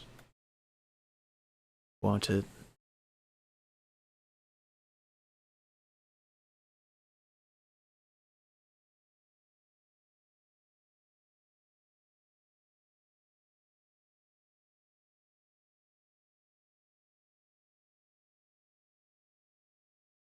These like, I will try not to just rant about trackballs for the entire rest of the time I am on the stream. But I have strong enough feelings that I could, so just keep that in mind. These trackballs, I think, are one of, if not the best interface between people and phones that have existed. I believe these trackballs are really, really, really, really helpful as user input. If software developers make use of them properly. Which is a double-edged sword. But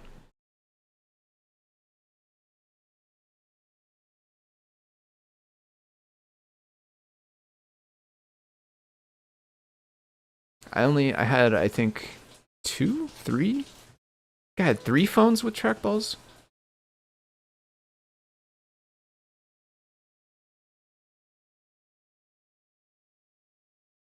Is there a build for this already?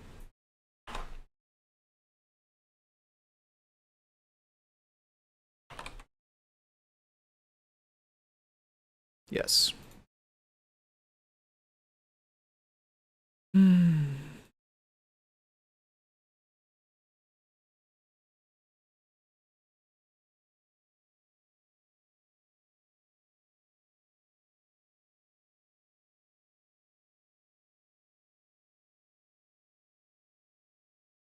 Oh, you can have a LoRa chip on there.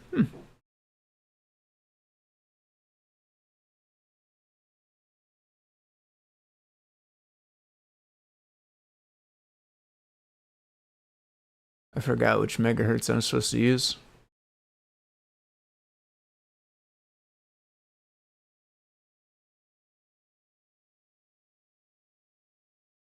Okay, I'll stop. But this thing is awesome. Who linked this? Retired Wizard? Thank you very much for this link. Never looked into this device, and it's awesome. Keyboards do drop off the market, but if you can get a standard supported NCP, the new devices will probably follow suit. Yeah, I agree. Well, and I think if we have an input, once we make an input, it's kind of like it can be adapted to any kind of keyboard, right? Like the missing component, as I see it, is the input itself. And then the input doesn't necessarily care too much about which kind of keyboard you have. And so there'll be an interface between that input and all the different kinds of keyboards so that the input doesn't have to bother with it. I think that was based on Arturo's Solder Party BBQ LoRa board. Nice. Blew up my Featherwing. Oh no, it was really sad until I find that. Yep. Actually, I like the joystick better. The trackball is a little sticky. Okay.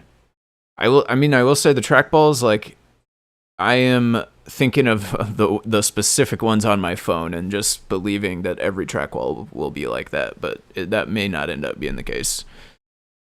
Joystick is good, don't get me wrong. Like, I would put joysticks on modern phones too instead of nothing for sure, but if I got my way, like, modern phones would still have trackballs. Maybe on the side. Like, what if you had a thumb trackball on the side? That'd be kind of crazy, huh? It would somehow need to not get messed up in your pocket, though. I think they were phased out in favor of the Cap Touch. Yeah, everything has disappeared in favor of touchscreens. All the buttons have disappeared, the keyboard disappeared, everything, the trackball, the D-pad, everything is, like, gone because of the touchscreen. It's, like, kind of sad, honestly. I wish they would get some more variety in phones. Like, every phone is just a rectangle touchscreen at this point. It's kind of a bummer. There used to be a little bit more variation. TDEC Virtual REPL. Nice, I'll check that out.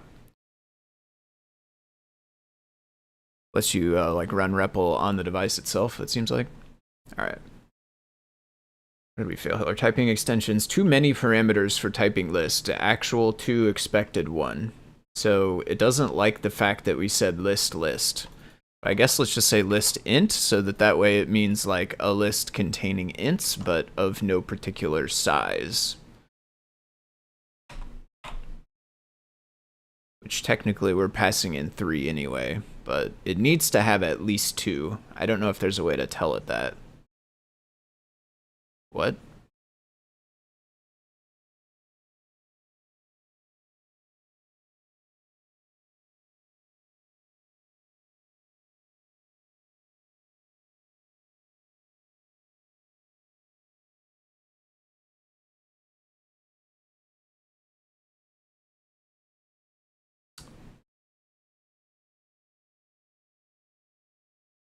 I think we need to...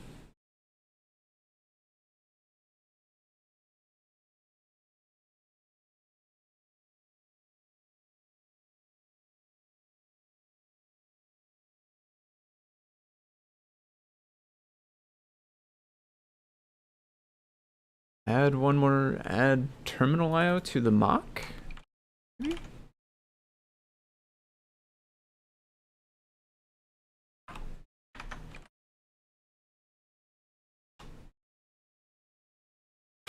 Because it's trying to use Blinka terminal IO, seems like.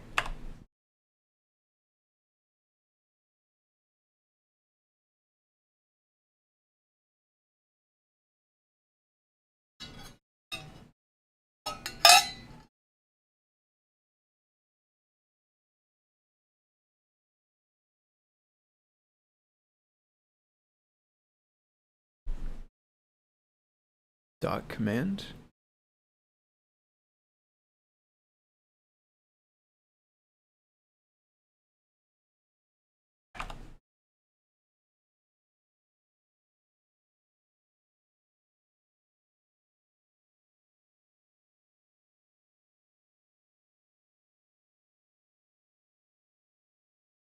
What is dot?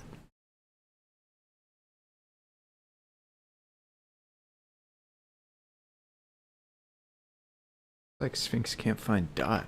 What is dot? I wish you could do pip search. Is there like a PyPy search from the terminal that's not pip search, since it seems like pip search is never gonna be turned back on?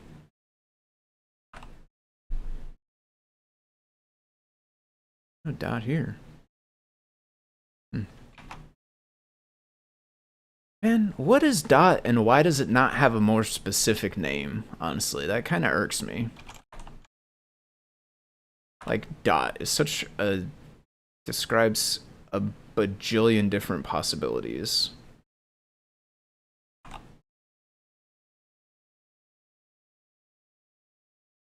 I did not want that. What do you think would be the best way to add a slider control for 0 to 100 brightness? Currently using progress bar without any success. Could use the grid layout with 100 divisions. I thought somebody made a slider, but I don't know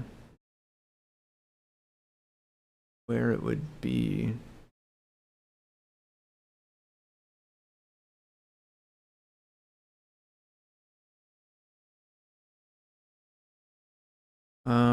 Trying to think.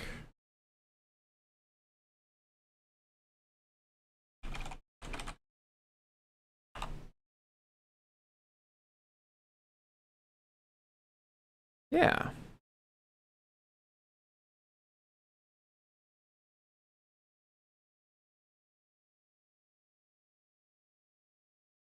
I would try this. See if it works. And if it does, then I would use this.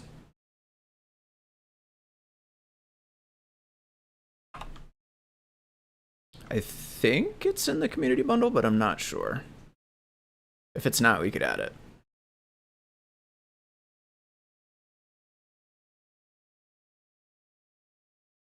Yeah, in fact, it probably is because Jeff, I think, went through the community bundle to update stuff.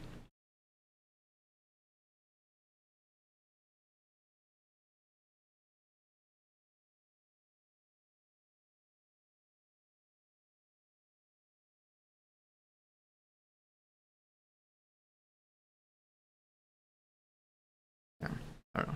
There's a bajillion things called dot something because obviously there are, because dot is like so generic. I have no clue what this thing needs.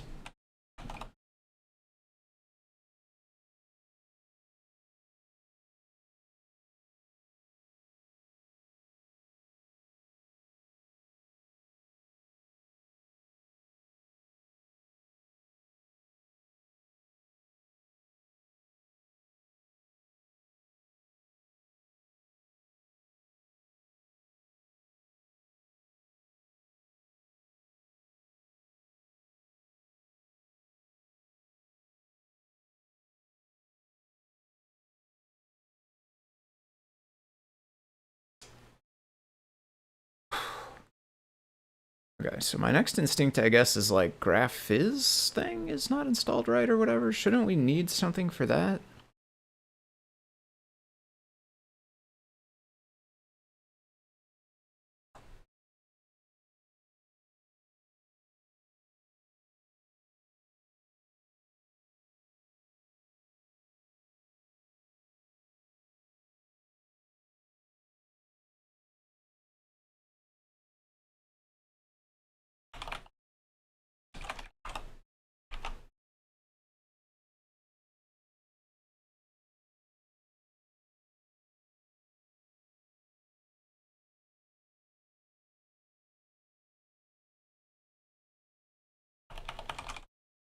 Say viz anywhere.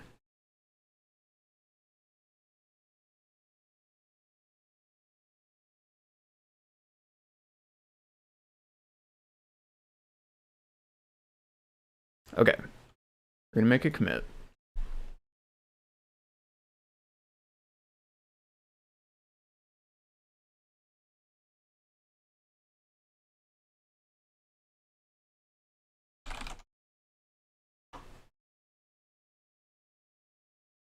We're gonna go to main.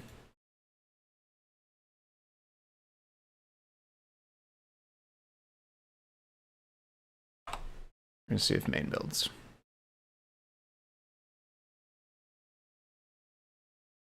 Does not, because of the terminal IO thing. So we're gonna go back to conf.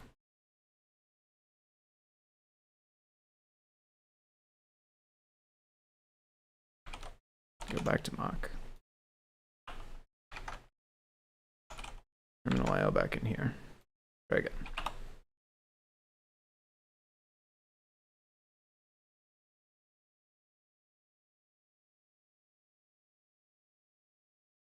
Okay. I'm gonna try to figure out what uses this. Kick grep this thing. Does anybody have this? Load graphiz. Apt install graphiz. Do the docs.yaml graphiz.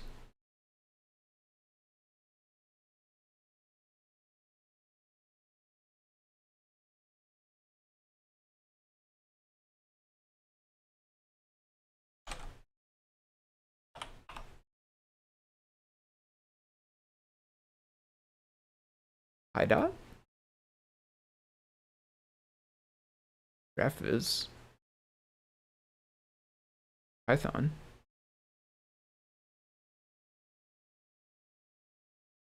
Graphiz.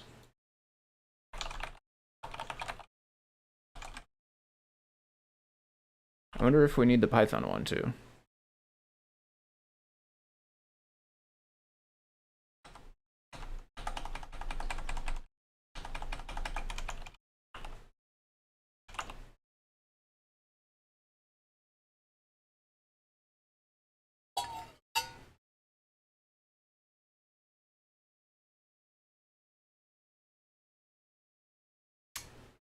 Okay. Now we're gonna go back to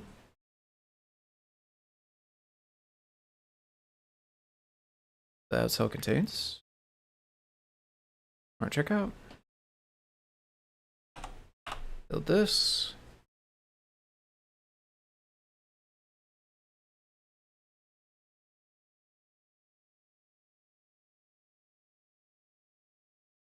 Run pre-commit. And look at the HTML. As long as it doesn't look completely broken. And we push. We make a PR.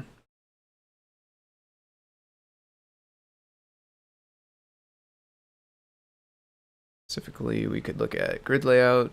We have our new stuff right here, which didn't used to be here.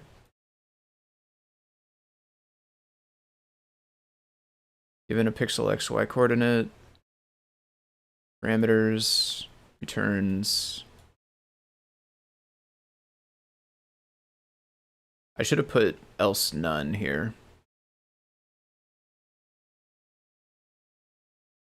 Oh, I did. Never mind. Just didn't read it. I do have width in here.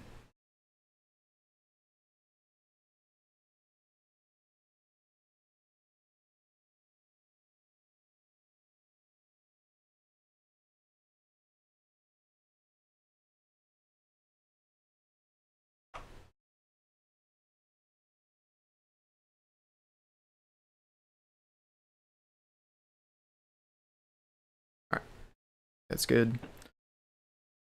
Now that I have changed code, I need to run pre-commit again though. Alright.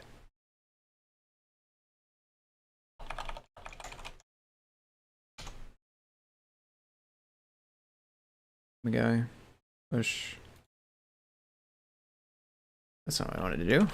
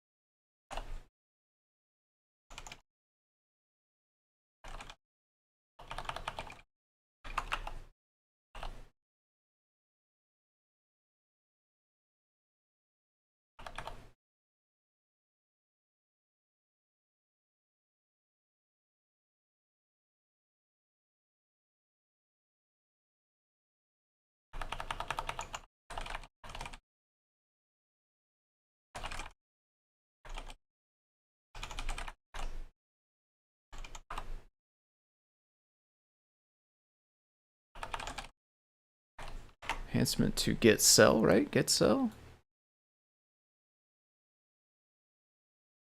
Yeah.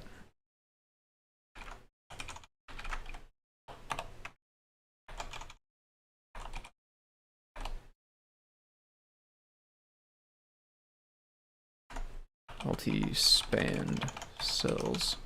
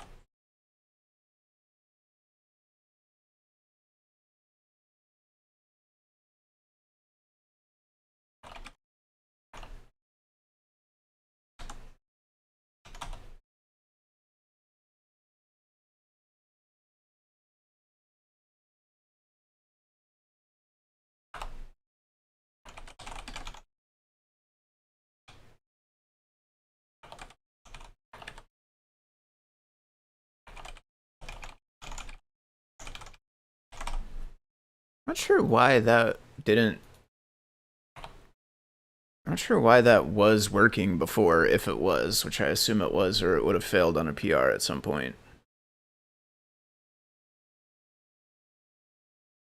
It's kind of weird that that failed for me, but I guess it's working fine before. I don't know. What I need to do is fix my, I just remembered again, my overlay thing is broken, so I don't get the jingles and the little Cyclops pop up whenever somebody follows on Twitch, I don't think.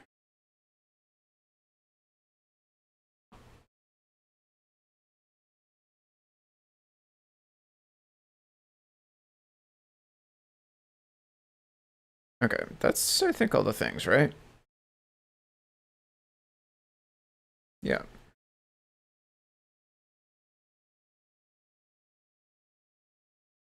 This end up passing?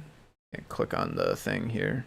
Oh well, we're just gonna create it, because that means on this page I'll be able to click the thing. It'll take me to here, which will show me the green check mark and tell me that it is indeed passing. So it should pass here as well, but we'll see. All right, so DJ Devin, if you want, you can grab the version from this PR of display layout, or specifically grid layout. You could throw away the rest if you wanted, but grid layout is updated in here to have that which cell contains, which means you would be able to basically use the code that I had last night, which I will throw on gist. And then I will keep going on soft keyboard, but it's not going to be ready today.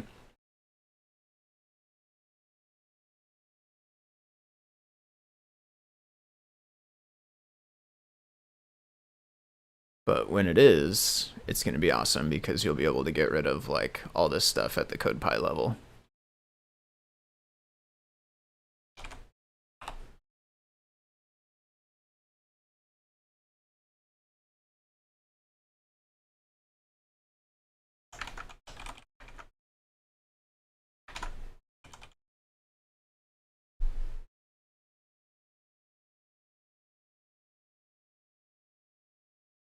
And it's set for my touchscreen, so like you'll have to nuke the touchscreen driver back out and flip it back, use back to yours, and like, or realistically, I guess you'll probably just take what's in mine, take my, really the business end is like all this stuff, right? Inside main loop. What I would do is just keep your script and just drop in my little chunk from the main loop here that's like figuring out which thing got touched and then handling it from there. The rest of the stuff, I'm pretty sure I didn't touch. Trying to just input label I added.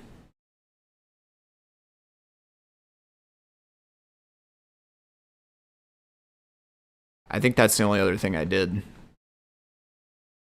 So it should be relatively easy to drop that back in yours.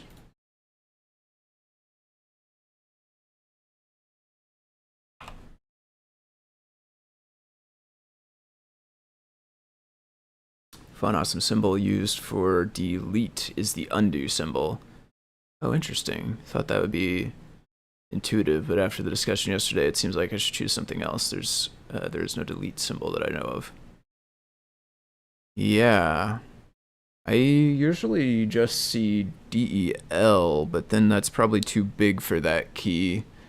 Sometimes you'll see like left arrow if there is no like D-pad input. But if you have a D-pad, then you can't really use left arrow as backspace, I don't think. Or I just got my wires crossed and went from backspace to delete. So yeah, obviously backspace sometimes you'll see as left arrow, but delete is a different key, and you don't really see delete as right arrow. Yeah, like X or something maybe, but it's like you already have X on the keyboard too, so then it's like circle X or...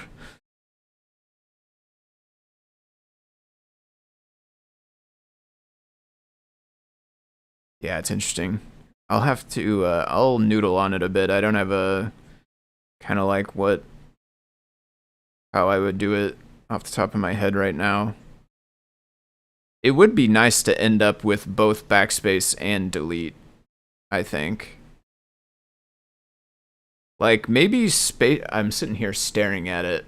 I should at least, maybe what if spacebar, so like if we wanted to get a few more different things, like if we wanted to be able to have a backspace and a delete, Maybe we could have even a caps lock separate from shift, but that could also just be on shift.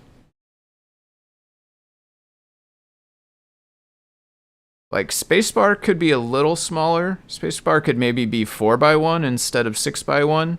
That would still make it the widest key, which I think is fine.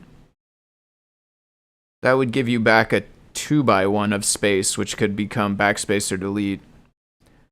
Control and Alt could potentially be 1x1, but you run into the same symbol problem as like, what would you do? I guess you could do like up caret, sometimes you see for control, but it's not ideal because like ultimately we'd want symbols and stuff in the keyboard as well. So eventually there will be a different up caret somewhere that actually lets you type in an up caret. Oh, that's a nice one for backspace. It is 3 characters though, so it would need to be probably at least a 2x1. That would work though, because Alt is a 2x1 and it fits 3 characters. So you go greater than, dash, and pipeline. That does make a pretty good backspace. And you could just do the opposite for delete. I don't think it's a thing I've seen, but like, you know, I don't know. It's intuitive to me. We could start it.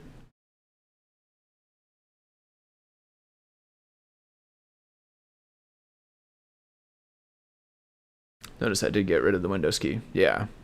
Yeah, Windows key I think makes sense. We don't really need that. Now, if you were trying to like use this as an HID input, which would be kind of funny actually, back into a PC, then you could kind of bring back the Windows key since it would matter in that context. But in this context where you're just typing into CircuitPython, it doesn't know anything about the Windows key anyway, so use arrow rather than, oh, okay. I gotcha, use the arrow, so like arrow plus pipe, so 2 characters instead of 3. Yeah, that's a good call.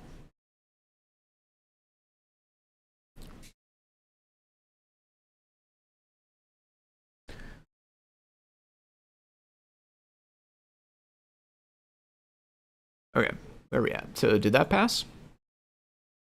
Yeah, cool. If you do happen to use it, feel free to leave a review comment if you want.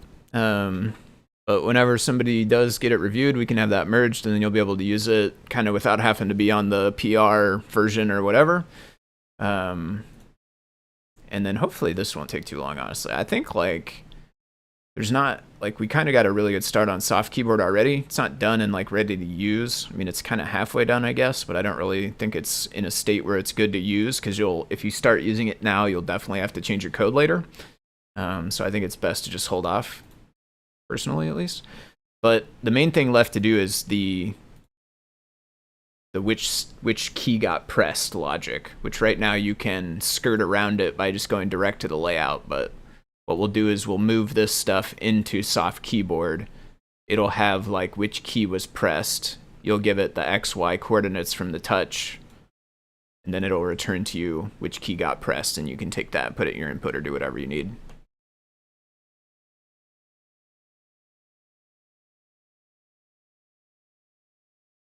One thing also I'll want to do before I kind of like publish it and really say it's like a library that works and stuff is test it with different sizes. Right now we've been doing everything hard-coded to the one size, but we should go back and make sure that it works in at least a few other sizes. Like, there may be some anomalies, and I also think like you need kind of a bare minimum, right? If you try to spawn it in like a 100 by 200 or just a really small place, like it's not going to work.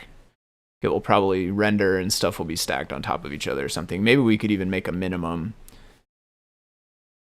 check or something, but if you make a really huge one as well, I think the padding might look weird. So that's another thing that the library could handle, is like maybe another parameter here for the padding and the font size, even for the font scale. There's like lots of little quality of life stuff that we would do.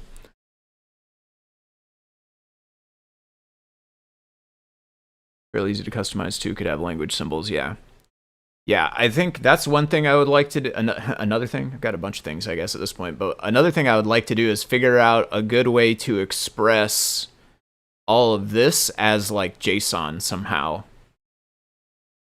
I would like to have like a JSON or some other simple text kind of like configuration mapping that basically lists out which key is in which location, what size it is, what label it has on it, all of that in a JSON or some other structured data text format. And then the code here can like read that data object and do all of these based on what it finds in there, rather than having them all hard-coded out like this. And then once that's done, creating new layouts will be as simple as just changing that data blob as well. And it can be copy-pasted and everything. So like, it'll be super easy to create and share other layouts. So we could have the full symbol keyboard. We could make one that's like a 9-pad if we wanted. Like at that point, it could be any kind of configuration really, and not require changing the code, just the data file. I was thinking about the round keyboard as well myself. There might be some interesting ways. I think this soft keyboard here is going to continue to be based on grid layout, which is going to be tricky on the round screens, unless if you're just trying to draw it as a rectangle inside the roundness somewhere. But if you're trying to actually curve the edges or something, grid layout's probably not the way to do it.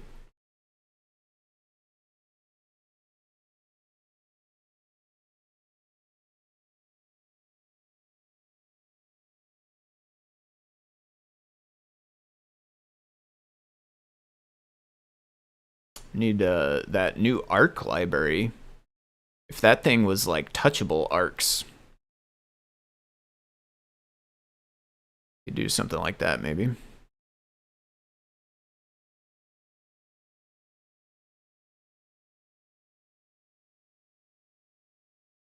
Okay, I think I'm gonna call it for now. I am again ready to get up and stretch out, do some other stuff, move around.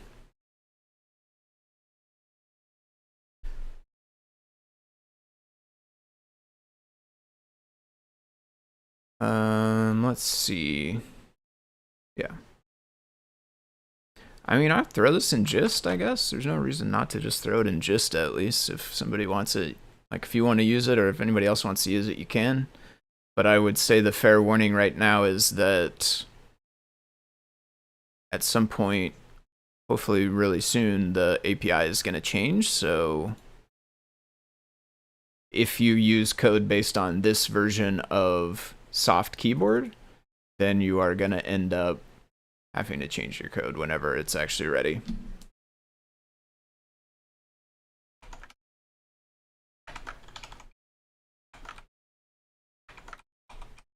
Call it alpha00.py.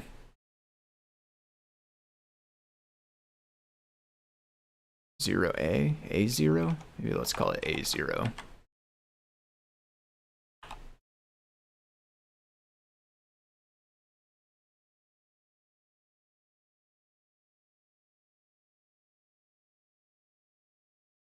Okay.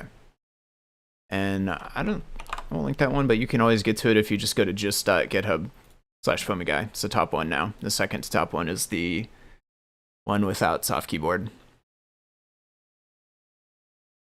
Thanks for the stream. Oh, I have made those invisible. Always interesting to watch how you refactor a project into a library. Yeah, thanks. Glad that kind of stuff is interesting. Awesome stuff today. A lot of possibilities in making self-contained without USB. Totally agree. Yep. Thanks for the stream. Amazing stuff. Yep. Have a good day, everybody. Hope you all enjoy your weekend and all that stuff. I probably will not. Let's see. What is next week? Is the 23rd. I probably won't be around next week, honestly. I'm going to say there's probably not a stream at the normal time next week. What might happen is I may pop on at some point over the weekend, just kind of randomly whenever I happen to have time, but not for certain, and I don't know what time it will be. So the best thing to do if you want to know if and when that happens is follow me on Twitch and make sure your notifications are enabled or whatever. Otherwise, I'd say there's a good chance that I'll be back for the 6th. Maybe not the 30th either, but I also don't know about that week.